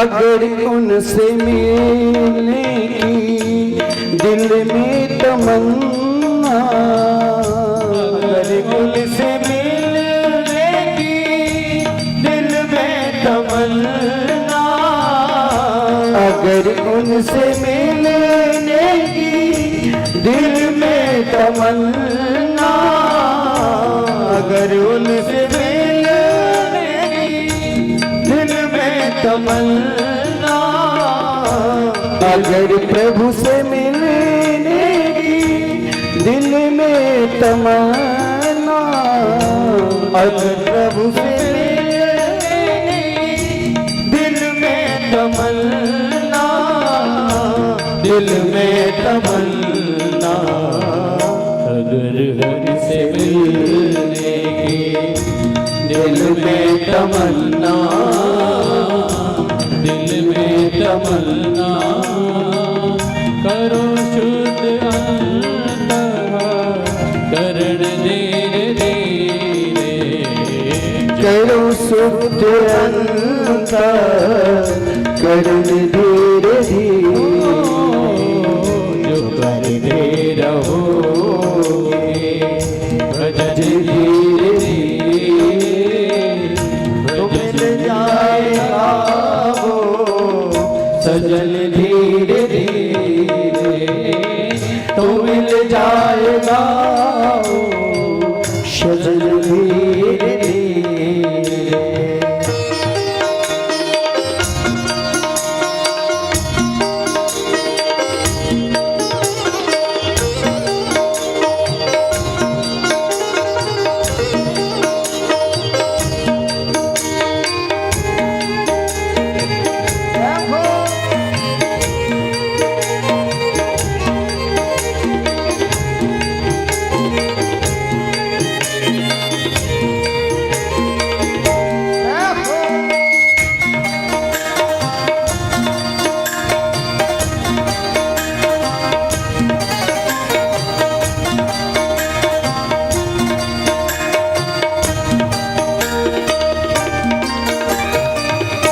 कोई काम दुनिया में मुश्किल नहीं है, कोई काम दुनिया में मुश्किल नहीं है, कोई काम दुनिया में मुश्किल नहीं है, कोई काम दुनिया में मुश्किल नहीं है, मुश्किल नहीं है। कोई काम दुनिया में मुश्किल नहीं है, मुश्किल नहीं है, जो करते रहोगे यत्न धीरे धीरे, जो करते रहोगे भजन धीरे धीरे, भजन धीरे धीरे, तो मिल जाएगा वो सजन धीरे धीरे, तो मिल जाएगा वो सजन धीरे धीरे, तो मिल जाएगा वो सजन धीरे धीरे, तो मिल जाएगा वो सजन धीरे धीरे। बेस पितामह ने कहा, हे प्रभु मुझे कुछ नहीं चाहिए, मैं जहाँ जिस स्थिति में रहूँ वहाँ केवल आपके ही लीला के अनुकरण करता रहूँ। बेस पितामह ने भगवान के चिंतन करते करते अपने पंचभौतिक शरीर से कृष्ण में समा गए। महाराज सब रुदन करने लग गया। भगवान को वचन दिलवा दिया था कि जब मैं शरीर पर त्याग करूँ उस समय आपकी आँखों में अश्रुपात नहीं होना चाहिए, मेरे गोविंद आपके मुखारबिंद पर मुस्कान होना चाहिए। परीक्षित का जन्म हुआ। जन्म लेते ही महाराज चारों तरफ देखने लग गया, इसीलिए जो गर्भ में मेरे गोविंद मेरे गोपाल रक्षा क्या वो है तो है कहाँ। परीक्षणाति परीक्षिता, महाराज स्वयं भगवान आया। जब रुदन कर रहे थे भगवान को देखते ही मुस्कुराने लगे। जीवन में जब तक प्राणी को स्वयं की प्रेरणा नहीं मिला, अनेक प्रकार की दुख आ जाता है, तब भी वो भगवान की शरण में नहीं जाते। तो उस व्यक्ति को भगवान की शरण में लगाने के लिए प्रेरणा देना चाहिए। आदरणीय विदुर जी जब तीर्थ यात्रा करके लौटे, विदुर जी कोई साधारण महापुरुष नहीं थे। विदुर जी स्वयं धर्मराज जी थे। मांडव ऋषि के श्राप के कारण किसी चोर ने चोरी की और चोरी की वस्तु मांडव ऋषि के आश्रम में रख दिया था। कोई भी कार्य करो सोच समझकर। राजा ने दंड दिया, सूली पर चढ़ा दिया, बहुत कष्ट हुए। जब राजा को पता लगा तो मांडव ऋषि के पैर पर गिरकर रुदन करने लगे, भगवान मुझे क्षमा कर दो। बोले मैं तुमको तो क्षमा कर दूंगा, लेकिन धर्मराज को नहीं। धर्मराज से पूछा तुमने किस कारण मुझे सूली पर चढ़वाया, क्या कारण है? धर्मराज जी ने कहा कि प्रभु अब क्या बोलेंगे। बोले आपने बाल्य अवस्था में एक महाराज चीटी को दंड दिया था। बोले अरे जब अज्ञान में पाप हो जाता है, बाल्यावस्था के पाप नहीं माना जाता है, तुम इस कारण दंड दिए, तो जाओ तुम भी शुद्ध योनि को प्राप्त करोगे। वही विदुर जी जब पृथ्वी पर आया, जब महाभारत के युद्ध हो चुका था, विदुर जी का श्राप मुक्त हो चुके थे। विदुर जी ने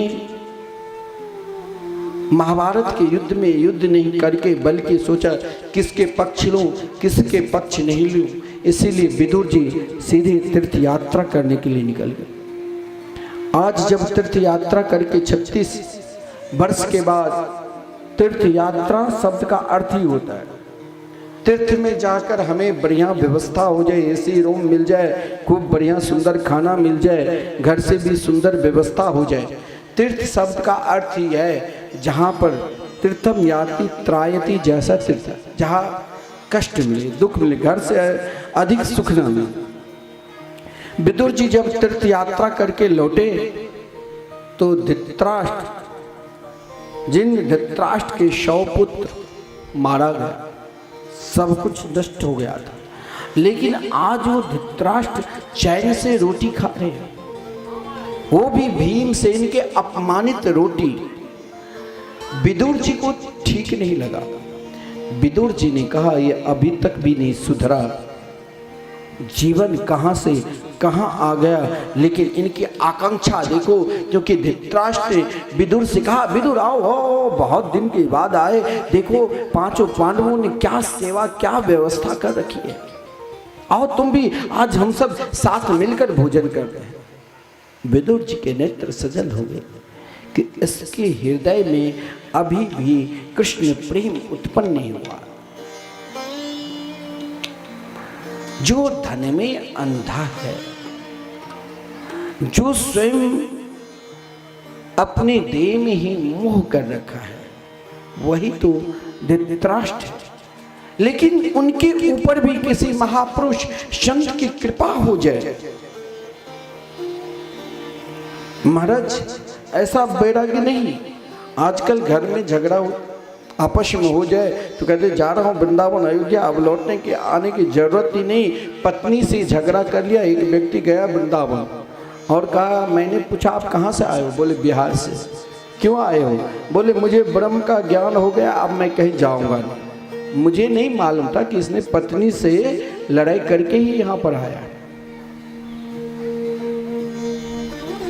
अब महाराज जब गया 10 दिन 15 दिन रोज बिहारी जी के दर्शन के बाद में बार बार मोबाइल देखता था कि घर से किसी भी प्रकार के मनाने के लिए फोन आ जाए। हम तो सब कुछ छोड़कर, अरे घर में ही आनंद है, मजा है, यहाँ रहकर कुछ है ही नहीं, हम तो तुरंत चले। अब दिन में 100 बार फोन देखता था।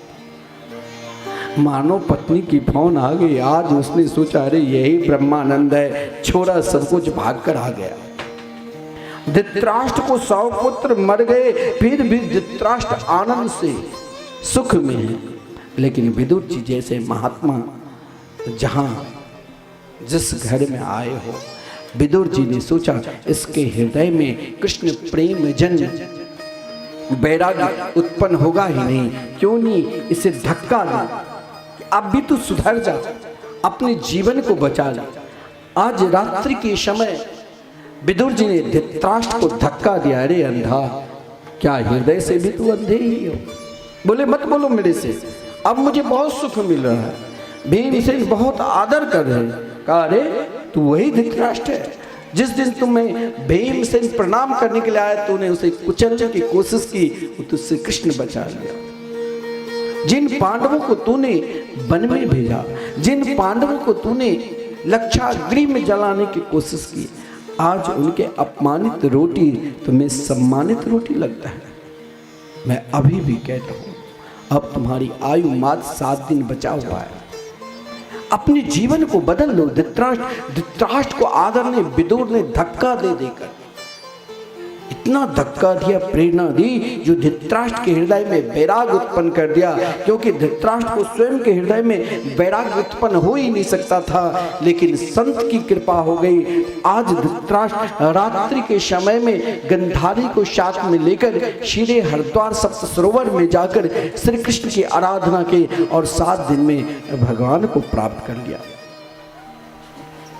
धर्मराज जब सुना, सोचा अब पृथ्वी पर रहने की जरूरत नहीं, अब कलयुग आने वाले हैं। महाराज परीक्षित को राज्याभिषेक देकर धर्मराज चले गए। 5 पांडव साथ में द्रौपदी स्वर्गारोहण की ओर। सबको भगवान ने स्वीकार की, द्रौपदी को, अर्जुन को, भीमसेन को, नकुल को, सहदेव को। लेकिन धर्म जब पृथ्वी पर अवतार लेते हैं तो नारकी नरक में रहने वाले भी प्राणी का उद्धार करते हैं। महाराज पांडवों के स्वर्गारोहण के पश्चात परीक्षित को राज्याभिषेक दिया गया। परीक्षित भगवान के अनन्य भक्त, बिल्कुल धर्मराज युधिष्ठिर की तरह ही प्रजा को सम्मान करते थे। जहां परीक्षित एक बार दिग्विजय करने के लिए पृथ्वी लोक में विचरण किया, दिग्विजय करके जब परीक्षित लौट रहा था तो मार्ग में देखा एक ही पैर पर खड़े एक बैल, और महाराज एक दुबली पतली गौ, पीछे एक व्यक्ति हाथ में डंडा लेकर, तलवार लेकर दोनों को मार रहे थे, सता रहे थे। वो कौन? कलयुग था। कलयुग नहीं चाहते थे कि धर्म का एक भी पांव रहे। बैल के रूप में साक्षात धर्म ही थे। पृथ्वी दुबली पतली होकर मानो धर्म और पृथ्वी का संवाद बहुत बड़ा विलक्षण। धर्म ने कहा कि माता से क्यों दुखी है, कारण क्या है? क्या श्री कृष्ण अपने दिव्य धाम को चले गए इसलिए रोती हो? क्या कलयुग हम दोनों को सता रहे इसलिए रो रही? परीक्षित ने जब इस दृश्य को देखा तो उठाया धनुष बाण और कलयुग को मारने के लिए तैयार हो गए। क्योंकि परीक्षित ने धर्म से पूछा, आपको कष्ट किसने दिया? बोले मैं नाम कहूं तो किसका कहूं? ये धर्म सम्मत प्रश्न है। मीमांसक कहते हैं कष्ट का कारण अपना कर्म है। कोई कहते हैं कष्ट का कारण भगवान की इच्छा है, कोई कहते हैं कष्ट का कारण अपना स्वभाव भी व्यक्ति का हो जाता है। लेकिन हम क्या बता, देखा सामने कलयुग, उठाया बाण और कलयुग को मारने के लिए तैयार हो गए। कलयुग ने महाराज परीक्षित के चरण पर गिर कर कहा कि महाराज आप धर्म को स्थापना करना चाहते हैं तो साथ में मुझे भी रखना पड़ेगा। सतयुग में धर्म के 4 पांव थे, सत्य, पवित्रता, दया, दान। फिर 3 बचा, पवित्रता, दया, दान। फिर 2 बचा, द्वापर में पवित्रता, दान। फिर कलयुग में 1 बचा, दान। इस कलयुग में धर्म का यदि पांव है कोई तो दान ही है।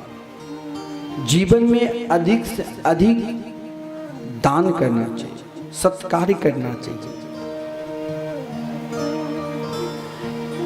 एक व्यक्ति जीवन में कभी दान नहीं किया। दान शब्द क्या होता है? वो कंजूस था। धन संपत्ति की कमी नहीं, फिर भी खाना भी नहीं खाते थे और नहीं घर परिवार में किसी को खाना देते थे। एक दिन उसने भूल भुलैया में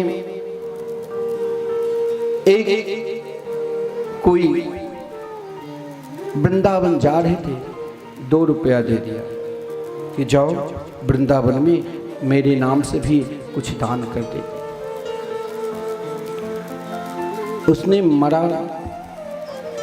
धर्मराज ने से चित्रगुप्त ने कहा, इसने जीवन में केवल पाप ही पाप के, कभी दान दे ही नहीं। भूल भुलैया में एक बार 2 रुपया दान दिया। बोले महाराज इसका क्या डर? बोले तुम जीवन पर्यंत पाप की वो नरक में रहना पड़ेगा, लेकिन एक क्षण के लिए पुण्य है। बोले इसका फल? बोले तुम 10 मिनट के लिए स्वर्ग के राजा बन जाओ। उसने क्या क्या 10 में? बोले भाई एक क्षण के लिए दान में इतना महत्व, तो उसने संपूर्ण स्वर्ग को ही दान दे दिया 10 मिनट के अंदर। अब महाराज फिर कहा अब जाओ, नीचे गिरना पड़ेगा तुमको। बोले अब क्यों? मैंने तो पूरे स्वर्ग को ही दान दे दिया।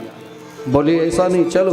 उसने कैलाश लोग गए, ब्रह्म लोग गए और वैकुंठ लोग गए। भगवान ने कहा इसने स्वर्ग के दान के फल तो प्राप्त कर लिया, हम तीनों देव का दर्शन कर लिया, अब ये पापी कैसे रह सकता है? दान का इस कलिकाल में आपने सुना भीष्म पितामह के चरित्र में दान का क्या महत्व है। इधर कलयुग को जब मारने लगे तो कलयुग ने कहा कि देखो महाराज आप मुझे मारो नहीं, इस कलयुग में बहुत गुण है। यत् फलम नास्ति तपसा न योगिना समाधिना तत्फलम लभते सम्यक करो केशव कीर्तना। इस कलयुग में जो फल योग के द्वारा, तप के द्वारा, ध्यान के द्वारा नहीं प्राप्त होगा, केवल हरि नाम संकीर्तन युगल नाम महामर्त के कीर्तन मात्र से कल्याण हो जाएगा। और एक विशेषता है, कुशल्यानासु सिद्ध्यन्ति नेत्राणि कृतानि। इस कलयुग में मानसिक पाप, अन्य युग में सतयुग त्रेता द्वापर में मानसिक पाप यदि हम करते तो लग जाता, लेकिन इस कलयुग में यदि हम मानसिक पुण्य करते, हमारे पास सामर्थ्य नहीं है, फिर भी इच्छा है भगवान की कथा सुने, कथा कराएं, तो उसका फल मिल जाएगा। कलयुग को महाराज परीक्षित ने 4 स्थान दिया कि तुम्हारे लिए मैं 4 स्थान देता हूं, तुम यहां रहना। शास्त्र में कहा गया जब राजा पाप करता है तभी प्रजा करने लग जाता है, जब राजा चोर तो प्रजा चोर, जब घर के एक कोई गड़बड़ हो जाता तो सब वही मार्ग पर चलने लग जाता है। तो 4 स्थान दिया। 4 स्थान समाज में किसी को स्वीकार नहीं करना चाहिए। ये 4 स्थान ही इस कलयुग में बर्बाद कर दिया है। द्यूतम पानम स्त्रीम सुना। मैंने ऐसे ऐसे लोगों को देखा, कल तक करोड़पति थे, किसी भी वस्तु की कमी नहीं। और क्रिकेट नहीं होता है, क्रिकेट में उसने एक ही दिन में 50 लाख हार गया जुआ खेलकर। पत्नी के डर से, सगे संबंधी के डर से जहर ले आया, खाकर मर गया।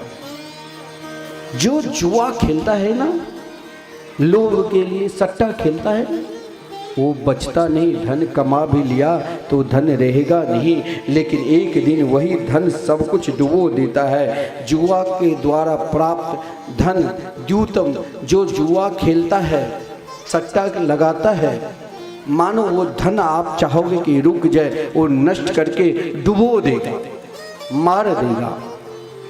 द्यूतम। इसीलिए कभी भी जुआ, जो भी हम अपने परिश्रम के द्वारा 1 ही रुपया कमावे तो वही 1 ही रुपया मेरे लिए करोड़ों हो सकता है। लेकिन हम परिश्रम के द्वारा स्वयं अपना मेहनत करें, लेकिन जुआ नहीं खेलना चाहिए। द्यूतम पानम, जो जुआ खेलता है शराब पीता है, ये साक्षात कलयुग की यहाँ बात है। शराबी को देखा होगा कि वो नहीं अपनी माता को पहचानते, नहीं पिता को पहचानते हैं, कहीं गंदी नाला में पड़ा हुआ है, चिल्लाते कोई 2-4 लात जमा दिया, उसके अंदर शरीर का भाष ही नहीं रहता है। घर को सदा अशांति दुख पहुंचाते हैं। यहाँ कलयुग का साक्षात वास है। उस घर में शांति रहने ही नहीं देगा, अशांति ही अशांति रहता है। आप अनुभव करके देखना, जिस घर में एक शराबी रोज पीकर सुबह से लेकर शाम तक उसी में डूबे रहते हैं, महाराज उस सारा धन को नष्ट कर देता है। स्त्री वेश्यालय में जो पर स्त्री कामी होता है और जहां हिंसा बढ़ती होती है, निर्दोष जीव की हत्या होती है, इन चारों स्थान में प्रत्यक्ष कलयुग निवास कर रहे हैं। इन चारों स्थान को जो प्राप्त करते हैं, उन चारों स्थान को प्राप्त करने के बाद वो चाहेंगे कि हम सुखी से चैन से जियूं, वो जी ही नहीं सकता। और इन चारों स्थान को एक भी द्यूतम पानम स्त्रम सुना प्राप्त कर लिया, उसमें मौज मस्ती करने लगे तो समझ लो उसने अपने समस्त ऐश्वर्य को डुबा दिया। कलयुग ने सोचा कि महाराज ये तो चारों स्थान महाराज परीक्षित स्वीकार ही नहीं करेंगे, और जब महाराज परीक्षित स्वीकार नहीं करेंगे तो मैं कैसे राजा के ऊपर आक्रमण करूं। बोले महाराज हमारे परिवार अधर्म का परिवार बहुत बड़े हैं, आप एक स्थान हमें दे दो। रजो वैरम च पंचमम, सोना दे दिया कि जाओ सोने में बात। अब भगवान गीता में भागवत की 11वें स्कंद में कहते हैं धातु में सर्वश्रेष्ठ में स्वर्ण भगवान का नाम ही है हिरण्यगर्भ, तो सोना में क्या कलयुग के वास है। बोले हाँ, अनीति पूर्वक कोई किसी को मारकर यदि सोना ले लिया, छीन लिया तो वहाँ कलिकाल की वास।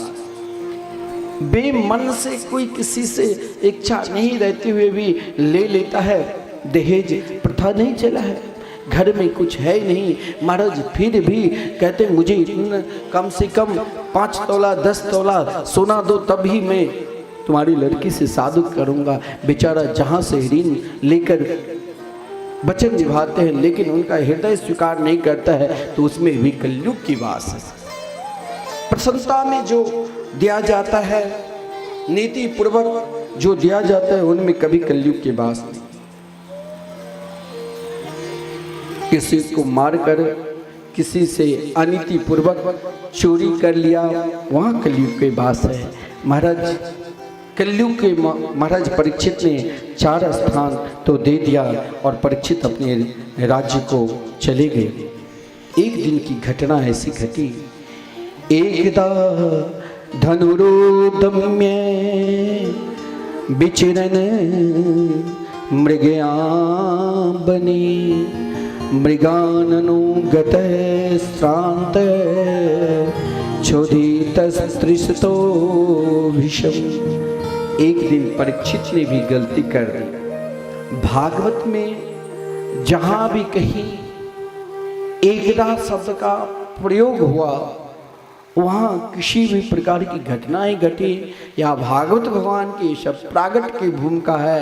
आज एक राजा जब कोई सलाह लेते हैं, विशिष्ट सलाह, तो मंत्रीगण को बैठाकर आज प्रातःकाल ही महाराज परीक्षित नहीं किसी से कोई सलाह लिया। कहा गया है कोई भी कार्य करो तो उन कार्य में घर के बड़े बुजुर्ग से भी सहमति लेकर भी कोई कार्य करना चाहिए, व्यापार या कुछ और। महाराज परीक्षित आज किसी से सहमति नहीं लिया, सीधे राष्ट्रकोश में जाकर लॉकर खोला, एक बहुत सुंदर चमकते हुए सोना के मुकुट को देखा, उस मुकुट को पहन लिया। वो मुकुट अनीति पूर्वक था। जब आदरणीय भीमसेन ने जरासंध को मारा, उनके पुत्र सहदेव की इच्छा नहीं थी, फिर भी उन मुकुट को भीमसेन ने रख लिया और अपनी कोष में जमा कर दें। आज वही मुकुट पहनकर, ऐसा नहीं है जो धन अनीति पूर्वक है तो आज चाहे नष्ट हो जाए या तीसरी पीढ़ी तक तो नष्ट होना ही है। महाराज वही अनीति पूर्वक मुकुट पहनकर परीक्षित जो प्रातः काल के समय भगवत भजन क्या करते थे, आज वही परीक्षित शिकार खेलने के लिए परीक्षित दूर जंगल हस्तिनापुर से सीधे बिहार प्रांत कोशी नदी के निकट तीव्र गति रथ पर बैठकर आया। आज परीक्षित भूख प्यास से व्याकुल होकर एक ऋषि भजन कर रहे थे, शमिक ऋषि, उनके निकट जाकर कहा, महात्मा मुझे भूख लगी है, भोजन दो। महाराज कहा गया कोई भगवत भजन करे, पूजा पाठ करे तो वहाँ विघ्न नहीं डालना चाहिए। उसने बार बार कहा मुझे भूख लगी है, प्यास लगी है, आप भोजन दो। महात्मा उस समय ध्यान मग्न होकर भगवान के हृदय में बिठाकर बाहरी कुछ उनको ज्ञान ही नहीं था। उसी समय महाराज परीक्षित ने, क्योंकि मस्तक पर कली काल आ गया, कलयुग बैठ गया था, उठाया एक मरे हुए सर्प महाराज के गले में डाल दिया। चल लौट कर आ गए अपनी राजधानी। छोटे छोटे गुरुकुल में बालक जो निवास करते थे, जहाँ कौशिकी नदी में उनके पुत्र संध्या बंधन कर रहे थे, शव दौड़ कर गया सिंगी ऋषि के से कहा, देखो एक राजा आया और तुम्हारे पिता के गले में मरा हुआ सर्प डाल दिया। तुरंत श्रृंगी ऋषि कार्य बिना सोचे समझे कौशिक्यापवस्पृश्य वाग वज्रम विससर्ज इति लंघित मर्यादम तक्षक सप्तमे हनि। कार्य राजा अभी भी तेज धर्म बचा हुआ है, तुमने मेरे पिता का अपमान किया है, अब यही मरा हुआ शब्द तेरे लिए काल होगा और यही 7वें दिन काट कर खाएगा। जीवन को सुधारो। हम सब जो माता के गर्भ से जन्म लिए वो परीक्षित है, लेकिन हम सबको भी यही सप्ताह के 7 ही दिन कभी न कभी मरना पड़ेगा। सोमवार, मंगल, बुध, बृहस्पति, शुक्र, शनि, रविवार, इस 7 दिन में कभी न कभी मरना तो पड़ेगा ही। लेकिन महाराज परीक्षित और सबको तक्षक ही काल है, काल सबको काटता है। काल से चाहे आप महाराज नर्सिंग होम, बच्चे को जन्म कहाँ हम पैदा करेंगे, महाराज नर्सिंग होम कई जगह बना है, लेकिन मरने का कोई स्थान बना है? कब है कब नहीं है, कहाँ मर जाओगे कोई नहीं। काल हर हमेशा तक्षक के रूप में हमारे साथ ही रहते। इसलिए हमें भी परीक्षित बनकर, परीक्षित अपना कल्याण के लिए महाराज जब ऋषि कुमार पिता के निकट गए, पिता के गले में मरा हुआ सर्प देखा था। महाराज के भजन पूर्ण हो चुके थे, सर्प को नीचे रख दिया, पुत्र को गोद में बिठाया। पुत्र ने कहा आज मैंने राजा परीक्षित को श्राप दे दिया। समीक ऋषि बहुत दुखी हुए कि अरे तुमने अपने जीवन में सबसे अधिक गलती कर दी। जिन महाराज परीक्षित की कृपा से आज तक हमने चैन से भगवत भजन के, उन परीक्षित को तूने श्राप दे दिया। तूने अपने जीवन में अपराध किया, लेकिन तुमने दे ही दिया, तो अब मैं क्या करूं? भगवान से प्रार्थना करने लगे, हे मेरे गोविंद, हे मेरे गोपाल, मैंने अपने जीवन में जो भी साधन किए, उपासना किए, उन साधन और उपासना के फल महाराज परीक्षित के निकट चले गए। और अपने योग बल से 2 शिष्य को कहा, महाराज परीक्षित को सावधान कर देना कि 7वें दिन उनको मरना पड़ेगा। योग बल से गौरमुख और श्याम मुख नाम के 2 शिष्य को तुरंत भेज दिया। इधर महाराज जीवन में पाप यदि हो जाए तो उस दिन गलती हो जाए तो उस दिन हमारा उपवास करना चाहिए कि दोबारा हमसे ना हो। परीक्षित से जीवन में एक बार जब मुकुट को रखा तब आभास हुआ, अरे मैंने आज भजनानंदी संत के गले में मरा हुआ सर्प डाल दिया, मुझसे बहुत बड़ी गलती, अपराध हो गया। अन्न जल को त्याग दी, स्वयं अपनी तलवार निकालकर हाथ को काटने लगे। पत्नी ने हाथ पकड़ ली, इस पर आपका अधिकार नहीं है, इस पर समस्त जनता की अधिकार है। उसी समय 2 शिष्य आकर महाराज समीक ऋषि के शिष्य आकर सूचना दी, महाराज अब सचेत हो जाओ, 7वां दिन आज के 7वें दिन आपको मरना होगा। राजा परीक्षित ने अपने बड़े पुत्र को राज्याभिषेक देकर चले गए। कहाँ? तो गंगा किनारे, हरिद्वार से 30 किलोमीटर 40 किलोमीटर पूर्व सुख तीर्थ है, शुकताल, जहां महाराज परीक्षित को कल्याण हुआ। वहाँ बट वृक्ष आज भी है और उन बट वृक्ष की विशेषता है जो वहाँ पतझड़ कभी नहीं होता। हर वृक्ष में पतझड़ कभी न कभी होता है, लेकिन शुक तीर्थ में जो वट वृक्ष है 5,500 वर्ष हो गए उसका पतझड़ होता ही। महाराज परीक्षित जब वहाँ पर उपस्थित हुए तो अत्रि, वशिष्ठ जी, च्यवन जी, पराशर, विश्वामित्र, भरद्वाज, गौतम, पिपला, मैत्रेय, अनेक ऋषि मुनि उपस्थित हो गए। ब्रह्मर्षि, देवर्षि, राजर्षि सबसे यही प्रार्थना की, जिस किसी को ये मालूम पड़ जाए कि मेरी मौत 7वें दिन होगी, उसे किस देवता का नाम लेना चाहिए, किस देवता का पूजन करना चाहिए और किस देवता का ध्यान करना चाहिए। सब अपने, किसी ने कहा भंडारा करो, किसी ने कहा यज्ञ करो, सब अपने अपने अनुसार बताया। उसी समय महाराज परीक्षित के कल्याण के लिए स्वयं भगवान सुखदेव, जो साक्षात राधा रानी के करार बिंद से प्रकट होने वाले लीलाशोक, साक्षात स्वयं श्री कृष्ण ही सुखदेव जी के रूप में, साक्षात भोलेनाथ ही सुखदेव जी के रूप में महाराज प्रकट हुए। और ज्यों ही भगवान सुखदेव जी प्रकट हुए महाराज परीक्षित के निकट, तो समस्त ब्रह्मर्षि, देवर्षि, राजर्षि सबके सब स्वागत सत्कार के का भगवान आपने आज मुझे हमें धन कर दिया महाराज। और सब उन अलौकिक दिव्य रूप को देखकर समस्त ऋषि मुनि मोहित थे। महाराज परीक्षित भी उनके चरणों में प्रार्थना की, कहा भगवान आपने हमें धन कर दिया, आपने हमें धन कर दिया। इस संसार से लगता है अब हमें आप ही पार लगाओगे। सब के सब संत कीर्तन करने लगे, प्रार्थना करने लगे, हे प्रभु अब हम सबको आप भागवत कथा अमृत का रसास्वादन कराकर कल्याण करो। इधर सब पूजन कर रहे हैं, सब पुकार रहे हैं। भगवान सुखदेव जी के सुंदर दिव्य रूप माधुरी को देखकर सब के सब मोहित है।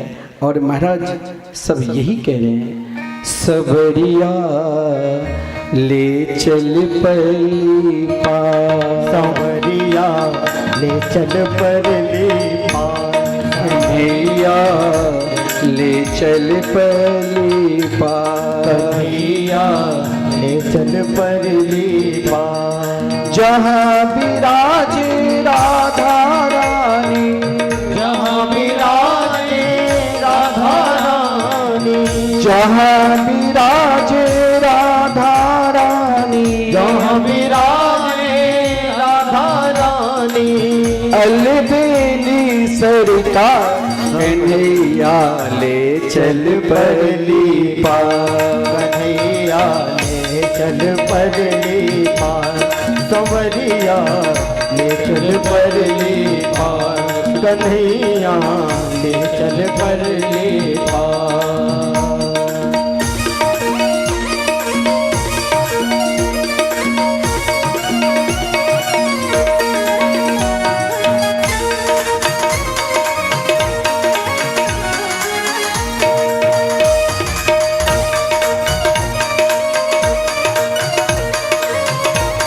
आपके साथ पुकारते रहिए और भगवान सुखदेव जी के दर्शन करते रहिए।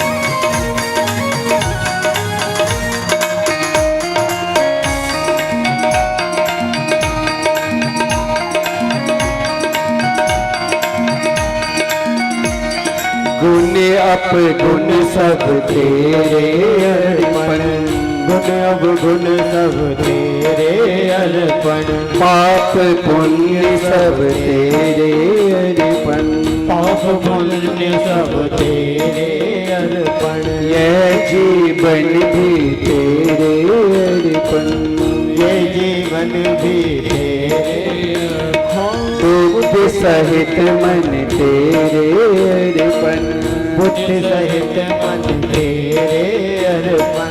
मैं तेरे चरण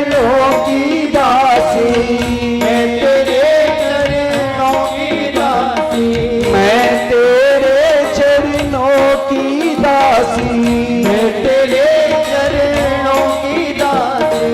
तो मेरे प्राण आधार कन्हैया ले चल परली पार, कन्हैया ले चल परली पार, सवरिया ले चल परली पार, सवरिया ले चल परली पार। जहाँ विराजे राधा रानी, जहाँ विराजे राधा रानी, जहाँ विराजे राधा रानी, जहाँ विराजे राधा रानी, अलबेली सरकार कन्हैया ले चल परली कन्हैया ले चल परली पार, ओ सवरिया ले चल परली पार, सवरिया ले चल परली पार। तुम हाथ उठा करके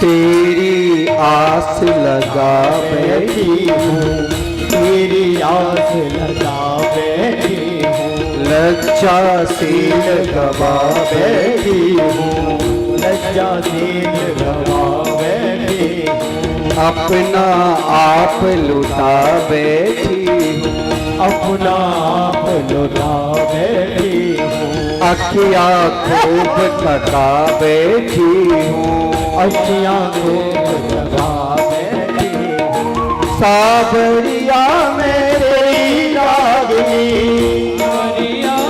मैं तेरी रागिनी, सावरिया में तेरी रागिनी, सावरिया मैं तेरी रागिनी, तू मेरा मल्ला कन्हैया ले चल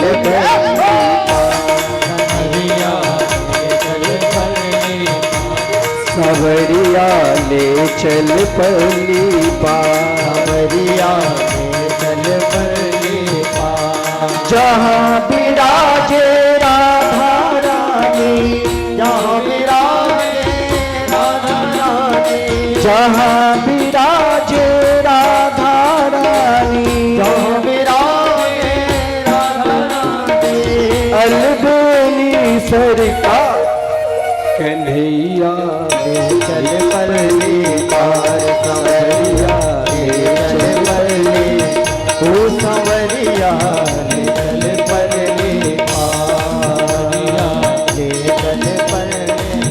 जय हो।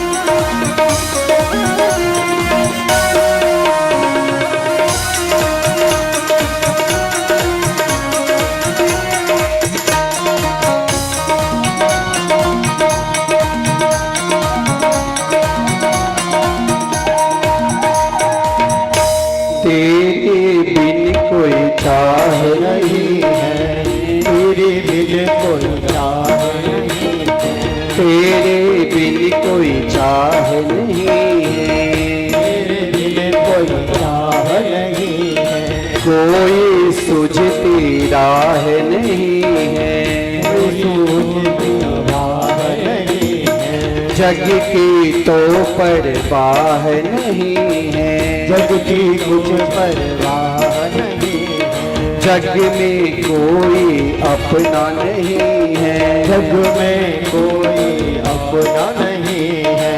मेरे प्रीतम मेरे माझी, मेरे प्रीतम मेरे माझी, मेरे प्रीतम मेरे माझी, मेरे प्रीतम मेरे माझी, कर दो बेड़ा पार कन्हैया ले चल परी पार, कन्हैया ले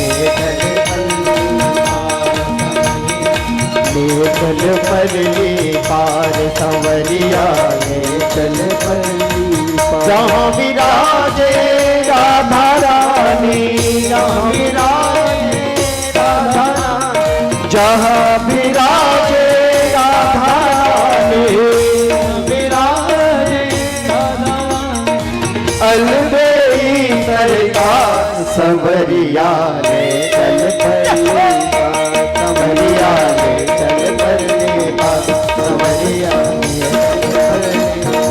संवरिया ले चल परी पार, कन्हैया ले चल परी पार, संवरिया ले चल परी, संवरिया ले चल परी पार, संवरिया ले चल परी पार, संवरिया ले परी पार।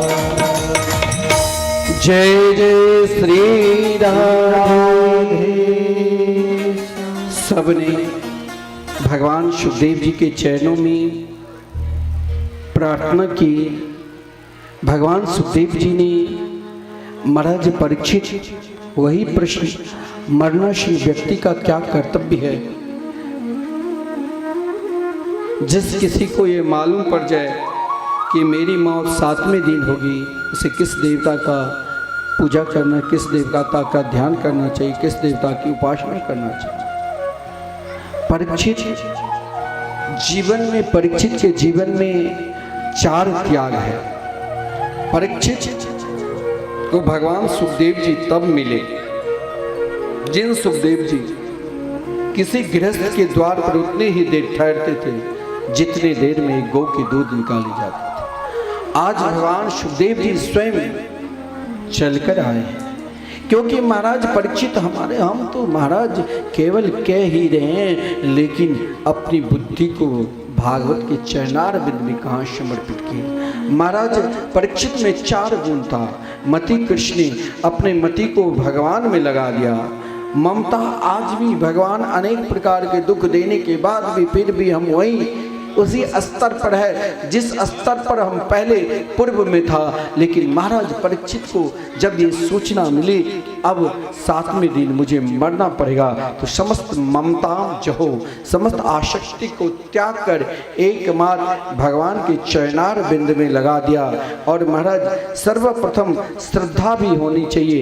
बिना श्रद्धा से हम चाहेंगे कि महाराज हम भगवान को प्राप्त कर लेंगे, ये नितांत शीश। इसीलिए आदरणीय श्रीमान सुखदेव जी ने कहा, बरियाने शते प्रश्न कृतो लोक हितम नृप आत्मवित्त समत पुंसाम श्रोतव्यादिषु ये पर। महाराज आपने बहुत समाज के कल्याण के लिए ही परम शोभनीय आनंददायक प्रश्न किया है। जीवन में केवल खाने पीने में, मौज मस्ती में भगवान से दूर रहकर ही हम चाहेंगे कि हमने सुख को प्राप्त कर लेंगे। सुख कहीं नहीं है।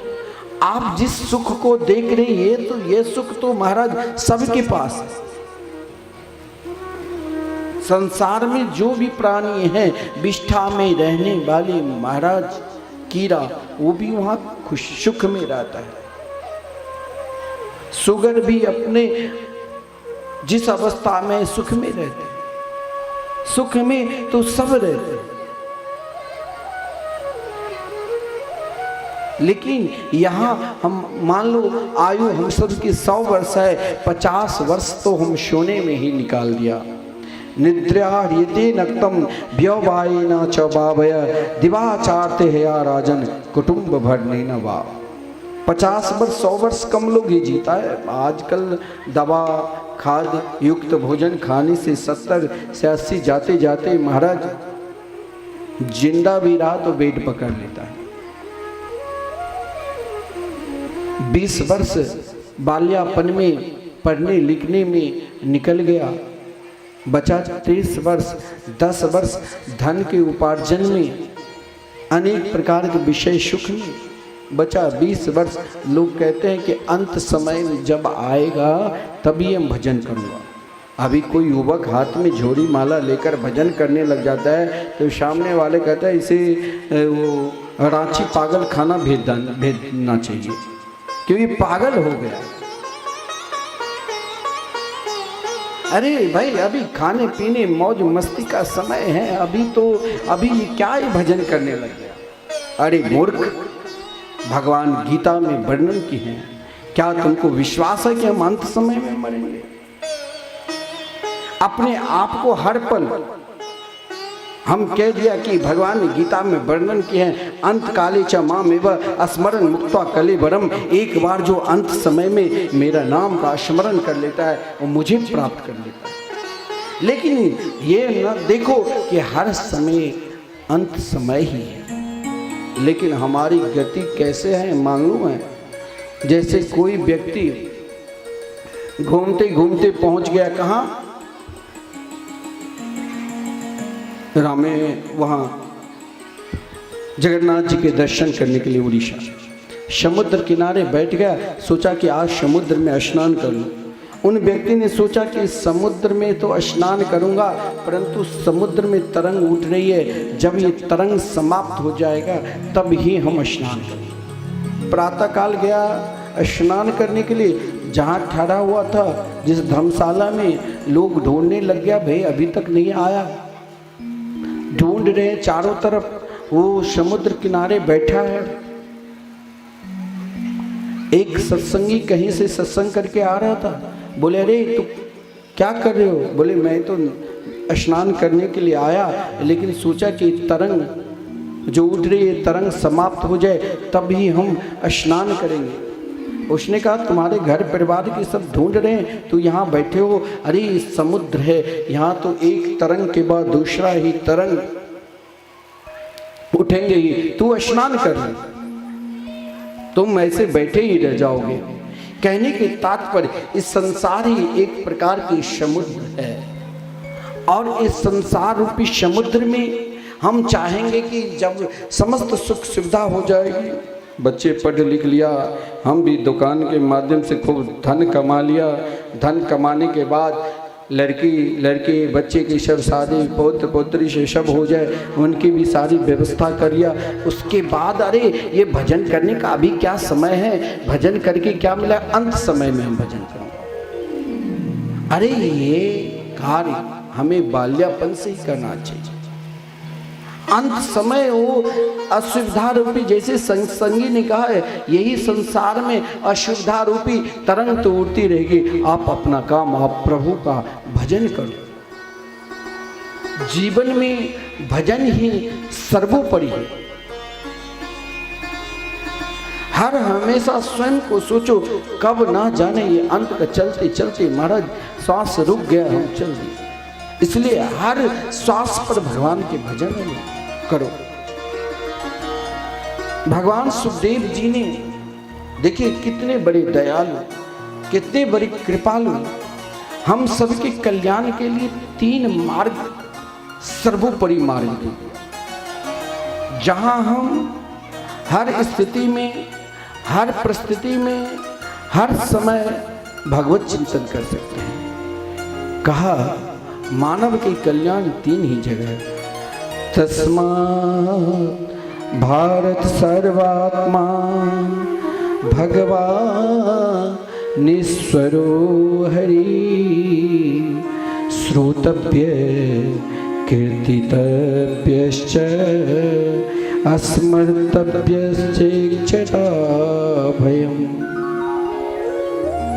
आप जो करते हो करो, लेकिन देखिए कितना सुलभ है इस कली काल में, घर में रहकर, परिवार में रहकर, व्यापार के साथ समस्त कार्य करते हुए कभी ऐसा भी समय निकालो कि भगवान की सत्संग में सम्मिलित हो जाए। मनुष्य को यही सर्वश्रेष्ठ धर्म है। अगर इन धर्म को हम त्यागते हैं, एक बार क्या हुआ तो सभी जीव जंतु एकत्रित हुआ, एक सभा हुई, बैठक, बोले सबको बुलाओ। सियार भी आया और वहां मोर, हाथी, गधा, प्राय सभी प्रकार के जंतु और मनुष्य भी पधारे। मनुष्य का नाम पड़ा था द्विपाद, दो पैर है तो वहां पर एक छोटा सा बढ़िया टीला था मिट्टी के, उस पर कहा आज की अध्यक्षता वही करेगा जो सब गुणी होगा। सियार बहुत चालाक, उसने बैठ गया। मनुष्य ने कहा अरे मैं बहुत सुंदर हूं, तो क्यों बैठा इस पर? मयूर ने कहा चुप, तुमसे अधिक सुंदर हम हैं। अगर तुम्हें अपनी सुंदरता पर अभिमान है तो मेरे अपने रूप पे अभिमान है। देखो भगवान ने मेरे अंदर कितनी रूप, कितनी सुंदरता प्रकट की। चुप। मनुष्य ने कहा हम चालाक हैं। सियार ने कहा तू हमसे अधिक चालाक नहीं है। फिर चुप। फिर कहा अरे तू मेरे जैसे सुंदर सुंदर भोजन नहीं करते हो। तोता ने कहा चुप हो जा, तुम मुझसे सुंदर भोजन नहीं करते हो। जिस फल को वृक्ष में लगा रहता है पहले मैं चुन लेता हूं, उसके बाद तुम खाना प्रारंभ करते हो। फिर वहां भी हार गया। फिर मनुष्य ने कहा कि देखो हम बहुत बड़े बलशाली हैं। सिंह और हाथी ने कहा मुझसे अधिक तो बलशाली नहीं है। अब मनुष्य फिर भी चुप। अंत में कह दिया अरे हम सबसे अधिक मूर्ख हैं। गधा ने कहा तो मुझसे अधिक मूर्ख भी नहीं है। गधा के ऊपर चाहे ईंट ला दो, चाहे चंदन की लकड़ी ला दो, से कोई फर्क नहीं। मनुष्य ने एक ही शब्द में सबको चुप कर दिया कि अरे हम धर्मात्मा हैं, हम धर्म कर सकते हैं, पुण्य कर सकते हैं, दान दे सकते हैं, तेरे अंदर वो क्षमता नहीं है। सब चुप हो गए। आहार निद्रा भय मेतुंच शमान्य मेतत् पशुभी नराणाम धर्मो ही तेषाम अधिको विशेषो धर्मेण हीना पशुभी समाना। अगर हम भगवान के मार्ग पर जिस रास्ते को बहुत सुलभ कर दिया है और उन रास्ते से हम भगवान को प्राप्त कर लेंगे, ये तीन ही रास्ते हैं। श्रोतव्य, भगवान की कथा बार बार श्रवण करो। जिस कथा के श्रवण मात्र से ही प्राणी मात्र को कल्याण होता है। कथा श्रवण कर जीवन को बदल देते हैं। कथा जीवन के समस्त दुख को नष्ट कर देते हैं।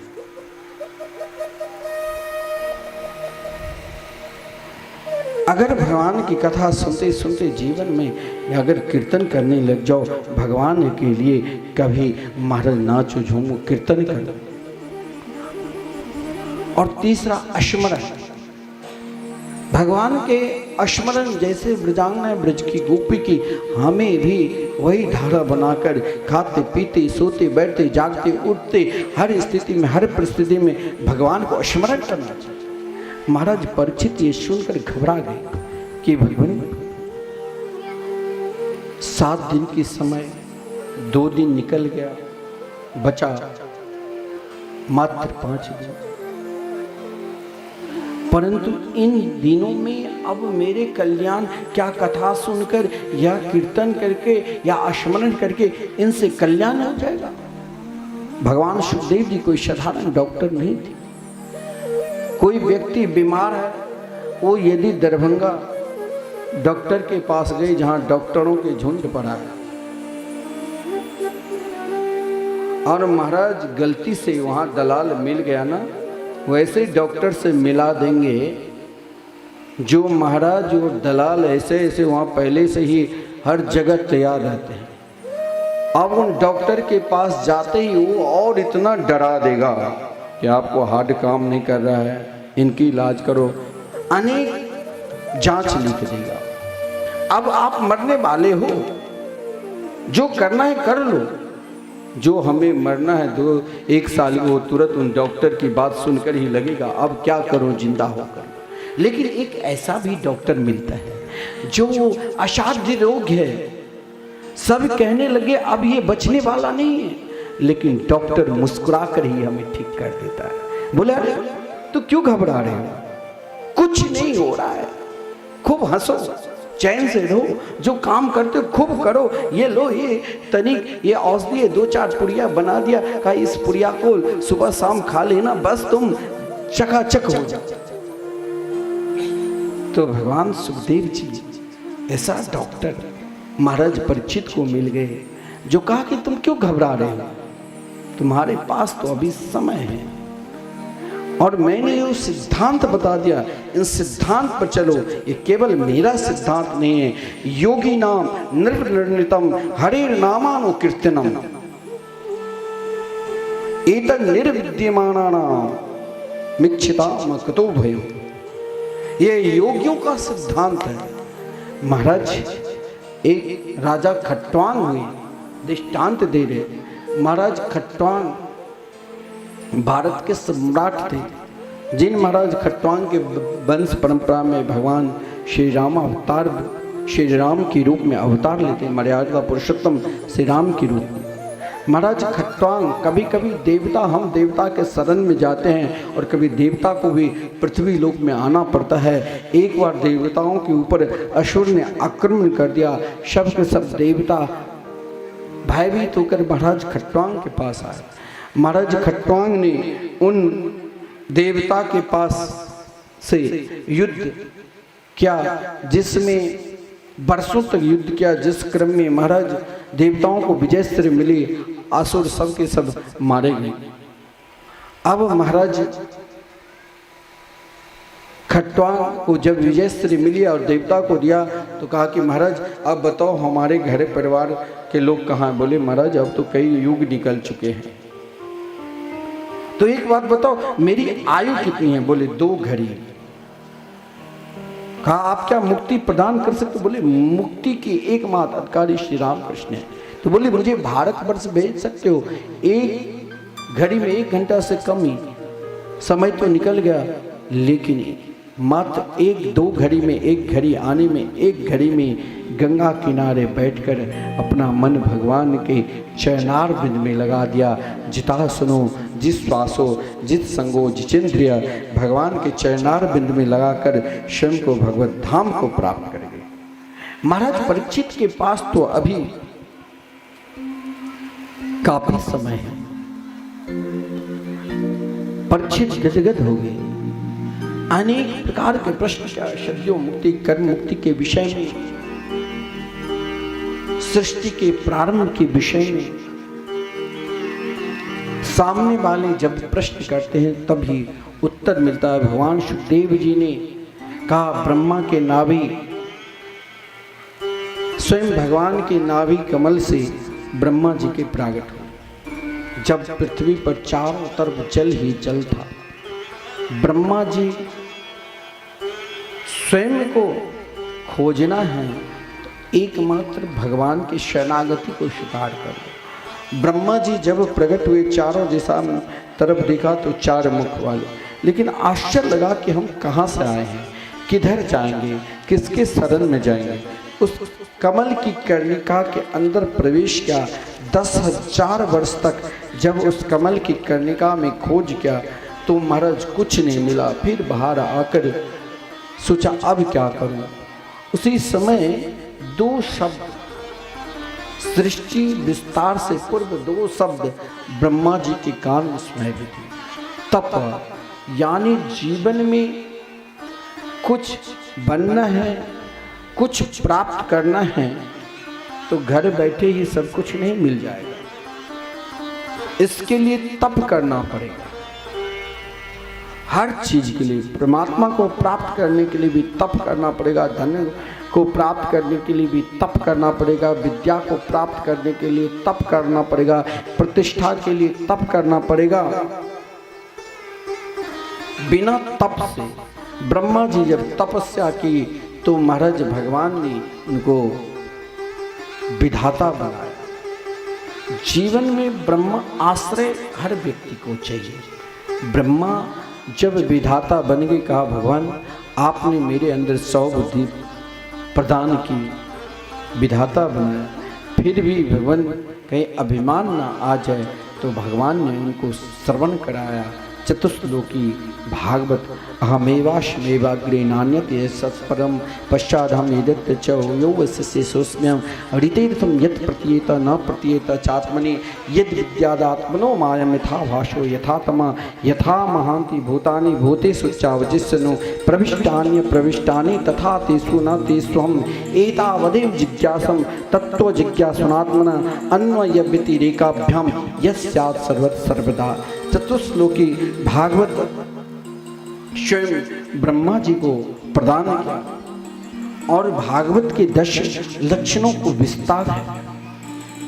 आदरणीय श्रीमान परीक्षित जी ने प्रश्न किया कि महाराज कोई अपना पद नहीं त्यागता, परंतु भगवान के लिए विदुर जी क्यों प्रधानमंत्री के पद पर आसीन था, किस लिए त्यागा? विदुर जी महात्मा थे। विदुर जी हर हमेशा सबके कल्याण चाहते थे। आज विदुर जी धृतराष्ट्र के पास आकर कहा कि हे मेरे भ्राताश्री, आप सिंहासन पर विराजमान हैं।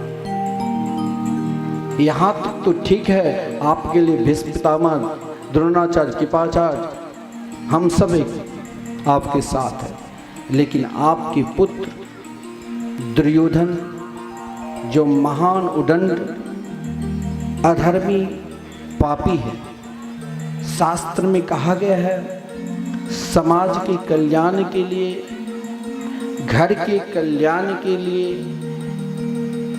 जो उदंड मचाते हैं और घर में निवास कर रहा है, जिससे सब अशांति में है, उसे त्यागना भी पाप नहीं है। राज्य की शांति के लिए यदि ये गांव को भी त्यागना पड़े तो कोई बात नहीं, राष्ट्र की शांति के लिए एक शहर को भी छोड़ना पड़े तो कोई बात नहीं, लेकिन आपके जो पुत्र ये दुर्योधन है, ये साक्षात अधर्म ही है। इन अधर्मी को आप त्याग दो, फिर हस्तिनापुर में आनंद ही आनंद रहेगा। महाराज इतना ज्यों ही कहा, दुर्योधन सुन रहे थे। दुर्योधन तुरंत आकर कहा कि अरे विदुर, तू दासी के पुत्र होकर एक पिता के सामने अगर पुत्र अधिक बोलने लग जाए तो मान लेना ये महाराज बाद में कोई गलती न कर दे। आज धृतराष्ट्र चुप और दुर्योधन गाली देने लग गया, अपमान करने लग गया, दासी के पुत्र तक कह दिया जो उनके चाचा लगे। कहा कोई है बस चले तो इनकी जीवा काट लेता, लेकिन कोई बात नहीं, पिताश्री के भय है, इसे अभी मुझे मौत देना। विदुर जी मुस्कुराते हुए कहा तू मुझे क्या मारोगे, मैं स्वयं जाने वाला हूं। देखिए लंका में प्रभु श्री राम लंका पर तभी आक्रमण किया, तब तक आक्रमण नहीं की जब तक विभीषण था। चाहे आप समस्त गुण से संपन्न हैं, ऐसा नहीं है रावण समस्त गुणों से संपन्न नहीं था। जो स्वयं काल को अपने पैर के नीचे रखा था, जो स्वयं नवग्रह को महाराज अधीन रखा था, जिनके भय से समुद्र समस्त लोकपाल भयभीत रहता था। लेकिन रावण ने अपने जीवन में एक महात्मा को अपमान किया, एक संत को अपमान किया। जिन संत को हनुमत लाल जी जब लंका प्रवेश करते हैं, यदि नमन किए तो उन महात्मा को जिनके रोम रोम में राम नाम निकलता था। जब रावण ने विभीषण को अपमान किया तो शायद विभीषण कुछ नहीं लिया, विभीषण ने राम नाम लेते हुए लंका को त्याग दिया। यानी रावण के पुण्य ही लेकर विभीषण चले गए। और कहाँ गए तो प्रभु श्री राम की शरण में। प्रभु श्री राम ने क्या दिया? लंका के राजा बना दिया। महाराज सुग्रीव ने पूछा, अगर रावण आपके शरण में अब आ गया तो? बोले, उनके अयोध्या की राजा बना। और यहां दुर्योधन विदुर जी जैसे महात्मा को अपमान किया। विदुर जी जैसे महात्मा को दासी के पुत्र कहा। विदुर जी ने कुछ लिया नहीं। विदुर जी ने सह निर्गत कौरव पुण्य लभतो, कौरव के पुण्य ही लेकर विदुर जी चले गए। बहुत प्रयास करने के बाद भी विदुर जी लौटे नहीं। विदुर जी कहाँ निवास की? तो गंगा जी के पावन तट पर सुंदर वन था अकेले के। वहाँ एक झोपड़ी बनाकर नित्य प्रति विदुर और विदुरानी श्री कृष्ण की आराधना पूजा करते थे। अगर रोते भी थे तो श्री कृष्ण के लिए, अगर हंसते भी थे तो श्री कृष्ण के लिए, अगर नाचने भी लग जाते थे तो श्री कृष्ण के लिए, अगर महाराज ताली बजा के कीर्तन भी करते थे तो श्री कृष्ण के लिए। आज विदुर जी को मालूम पड़ा, सूचना मिली कि कल द्वारकाधीश आने वाले। विदुर जी बहुत हर्षित हुए। अभी तक विदुरानी को नहीं कहा था। आज विदुरानी भी वैसे तो नित्य भगवान से प्रार्थना क्या करती थी, आज जब भगवान के निकट गई तो विदुरानी ने कहा कि प्रभु आप बहुत रुलाते हैं। आज तक जो आपके निकट गए, कोई भी भक्त गए, चाहे राजा हरिश्चंद्र क्यों नहीं, उनको भी रुलाया। महाराज उनको बेचना पड़ा पत्नी बच्चे सहित। चाहे महाराज सेवी क्यों ना हो, चाहे रंती देवी क्यों ना हो, चाहे प्रजांगना क्यों ना हो, और चाहे मैं क्यों ना हो। हे मेरे गोविंद, हे मेरे गोपाल, क्या आप मुझे मिलोगे कि नहीं? ये तो विश्वास रखना चाहिए कि भगवान हमें जरूर मिलेगा। चाहे आज मिले, चाहे 10 वर्ष के बाद मिले, चाहे 10 जन्म के बाद मिले, भगवान हमें जरूर मिलेंगे। क्यों नहीं मिलेंगे? यही विश्वास के साथ हमें आगे बढ़ना चाहिए। जीवन में विश्वास, संबंध और समर्पित ही सर्वोपरि धर्म है। विदुरानी ने भगवान के चिंतन किया, उपासना की, और आज जब भगवान हस्तिनापुर आए, महाराज धृतराष्ट्र ने बढ़िया सुंदर व्यवस्था कर रखी थी। कहीं गंदगी लेश मात्र नहीं, जगह जगह तोरण द्वार से सजाया गया था। जगह जगह भगवान के ऊपर फूलों की बारिश, सब स्वागत सत्कार कर रहे हैं। 56 प्रकार के व्यंजन भी तैयार हैं। लेकिन विदुर जी के घर में कुछ नहीं। विदुरानी तो प्रभु की प्रार्थना में मस्त हो गई थी। आज महाराज नहाने में भी उनको समय लगा।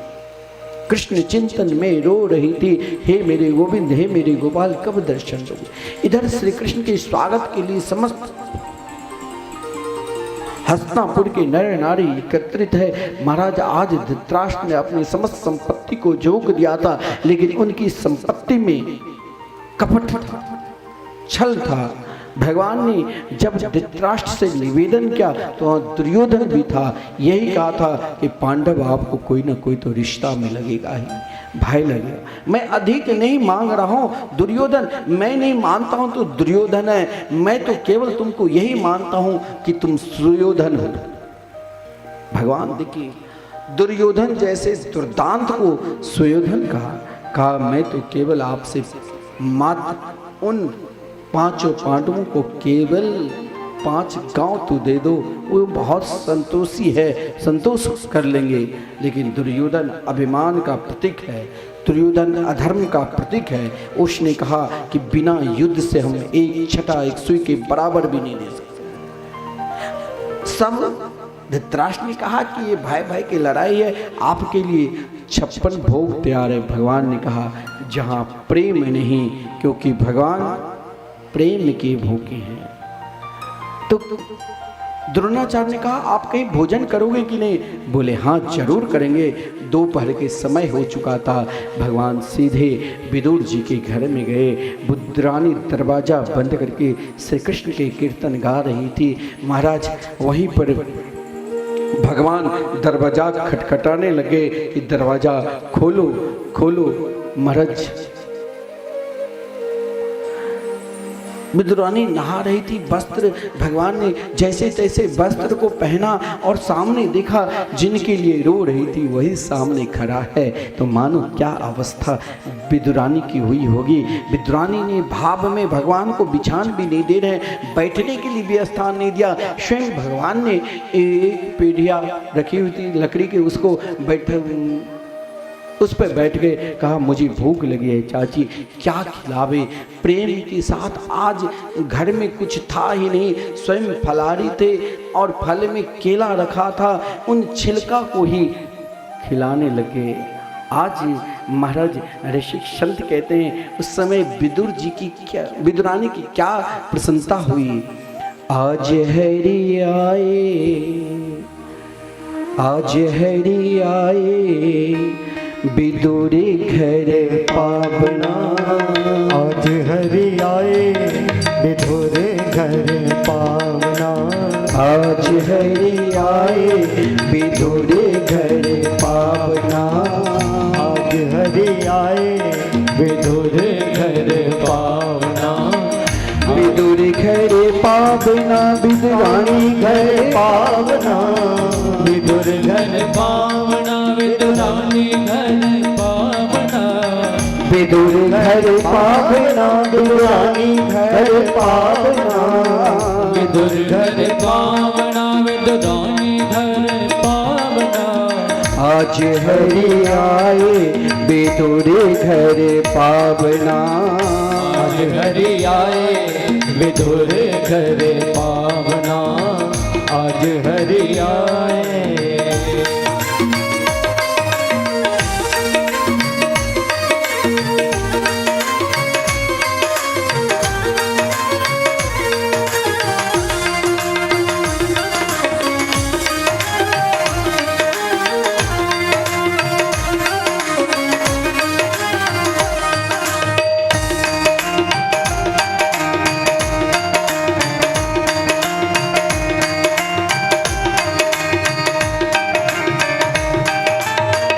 विदुर नहीं घर थी विदुरानी।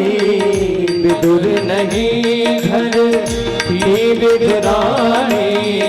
विदुर नहीं घर थी विदुरानी। विदुर नहीं घर थी विदुरानी। आवत देख सारंग पानी।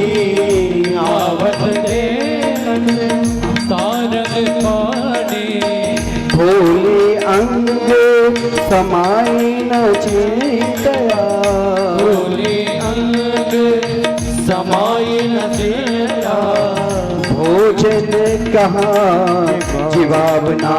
आज हरि आए विदुर घर पावना। आज हरि आए विदुर घर पावना। आज शिव आए।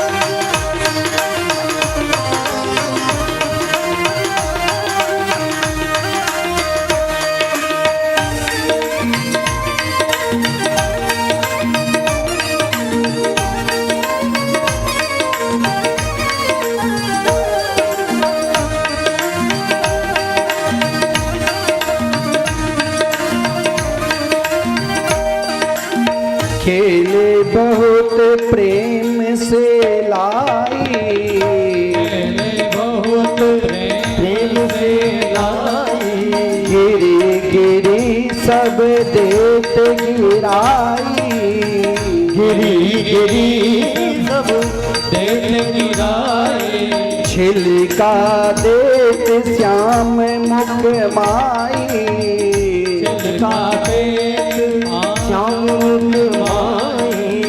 लागे परम सुहावना, आज हरि आए विदुर घर पावना, आज हरि आए विदुर घर पावना, आज हरि आए।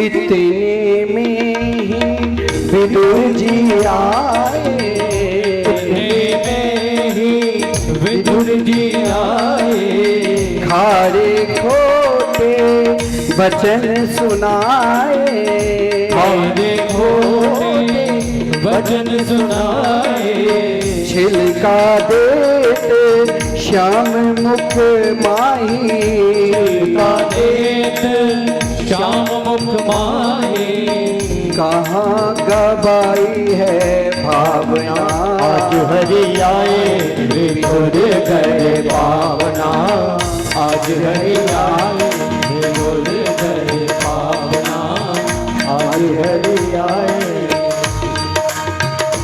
भाव के साथ पुकारते रहिए।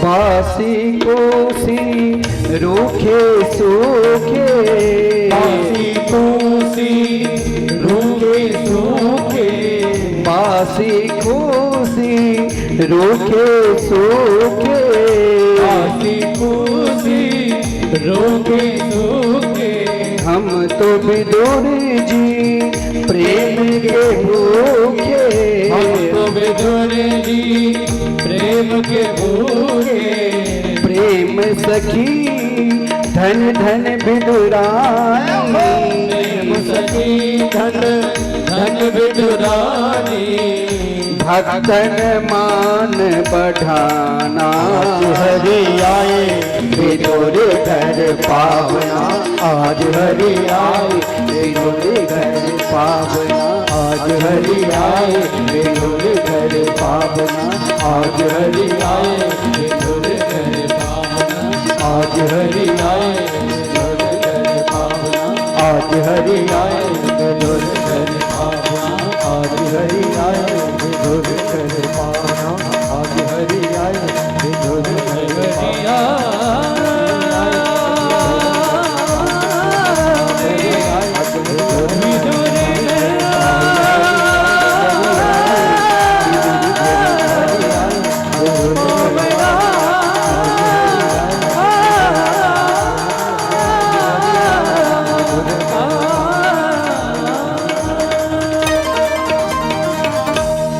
भगवान केवल प्रेम के भूखे हैं। प्रेम से विदुरानी की छिलका भी भगवान बहुत आनंद के साथ पाए। एक बार उद्धव जी ने श्री कृष्ण से पूछा, कन्हैया बताओ, इन 24 अवतारों में माता यशोदा और माता कौशल्या से अधिक यदि कोई प्रेम पूर्वक आपको खिलाए हैं तो उनके नाम बताओ। भगवान ने कहा, मुझे इन दोनों अवतार में माता की तरह प्रेम मिला है। सबसे अधिक प्रेम पूर्वक मैं 2 जगह खाया। रामा अवतार में मैंने सबरी के झूठन बैर उनमें जो मुझे स्वाद मिला, उन स्वाद में ठीक है मैंने सबरी को नवधा भक्ति प्रदान कर दी, लेकिन वो स्वाद मुझे कहीं नहीं मिला। और दूसरा, कृष्णा अवतार में विदुरानी के द्वारा जो छिलका, केले की छिलका में, कहीं वर्णन है बाशी शाक में, लेकिन उन केले की छिलका को मैं जिस प्रकार स्वाद के साथ, प्रेम के साथ खाया, वो मुझे कहीं नहीं मिला। मैंने अभी तक विदुर जी को कुछ नहीं दिया।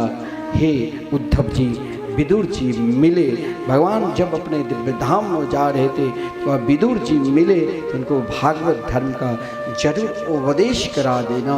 उद्धव जी को विदुर जी के साथ जब मिलन हुआ तो भगवान के बाल लीला तो श्रवण के, लेकिन उद्धव जी ने विदुर जी से कहा आप जाओ गंगा तट पे जहाँ मैत्री ऋषि आपको भगवान की दिव्याति दिव्य कथा श्रवण कराएंगे।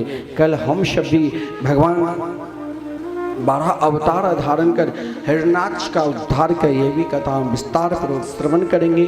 और कल हम ठीक इसी समय प्रहलाद चरित का भी आनंद लेंगे।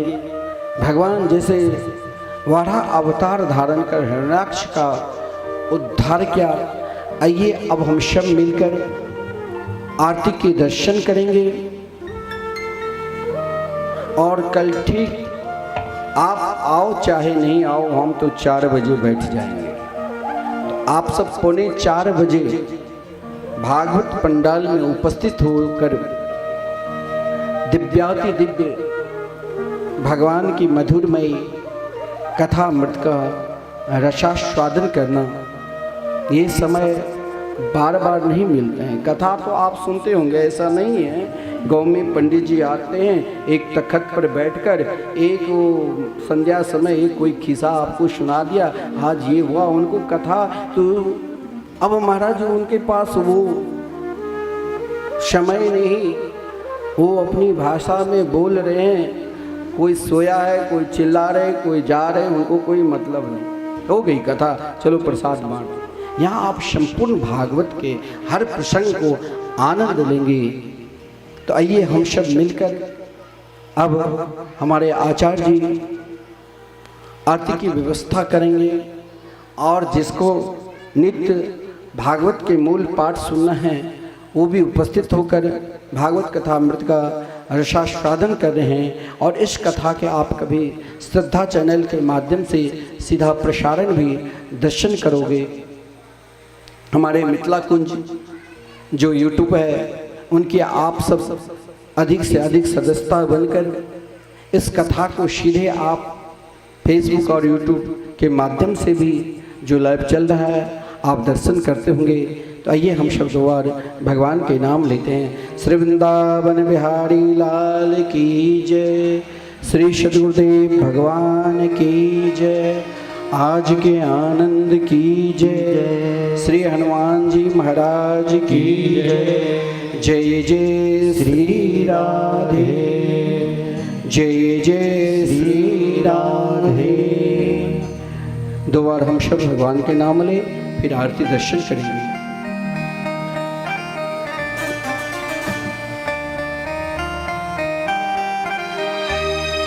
प्रिय राधे, प्रिय राधे, राधे राधे प्रिया प्रिया, प्रिय राधे, प्रिय राधे, राधे राधे प्रिया प्रिया, प्रिय राधे, प्रिय राधे, राधे राधे प्रिया प्रिया, प्रिय राधे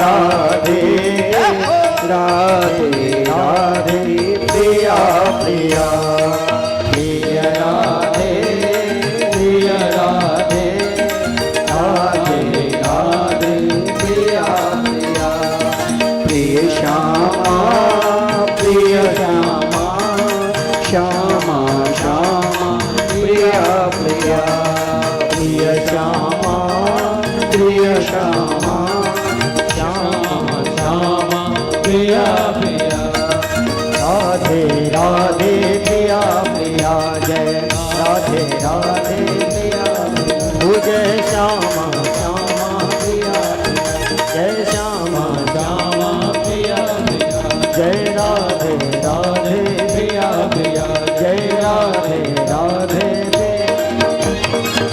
ओम चंद्रवामनशोजातम चक्षुः सूर्यो अजायत श्रोत्रात् वायुष प्राणश मुखात् अग्निरजायत श्रीवा के बिहारी तेरी आरती गाऊं श्रीवा के बिहारी तेरी आरती गाऊं प्यारे राधा रमण तेरी आरती गाऊं मेरे राधा रमण तेरी आरती गाऊं मोर मुकुट तेरे शीश पे सोहे मोर मुकुट तेरे शीश पे सोए प्यारी बंशी मेरो मन मोहे प्यारी बंसी मेरो मन मोहे युगल छवि के दर्शन पाऊं श्रीवा के बिहारी तेरी आरती गाऊं चरणों से निकली गंगा प्यारी चरणों से निकली गंगा प्यारी जिसने सारी दुनिया तारी जिसने सारी दुनिया तारी उन चरणों को शेष नमाऊं शिवा माँ के बिहारी तेरी आरती गाऊं व्यास दास के नाथ आप हो व्यास दास के नाथ आप हो सुख दुख जीवन प्यारे साथ आप हो सुख दुख जीवन प्यारे साथ आप हो प्यारी छवि के नित दर्शन पाऊं श्रीवा के बिहारी तेरी आरती गाऊं संग सोहे वृषभान दुलारी संग सोहे कृष्ण भाग दुलारे ललिता विशाखा सखिया प्यारी ललिता विशाखा सखियां सारे वास सदा वृंदावन पाऊं शिवा माँ के बिहारी तेरी आरती गाऊं प्यारे राधा रमण तेरी आरती गाऊं श्री राधा रमण तेरी आरती गाऊं प्यारे माँ के बिहारी तेरी आरती गाऊं माँ के बिहारी तेरी आरती गाऊं पूर गौरव करुणावतारम सार सारम भुजगेन्द्रधारम सदा वसन्तम हृदयारविन्दे भवं भवानी सहितं नमामि त्वमेव माता च पिता त्वमेव त्वमेव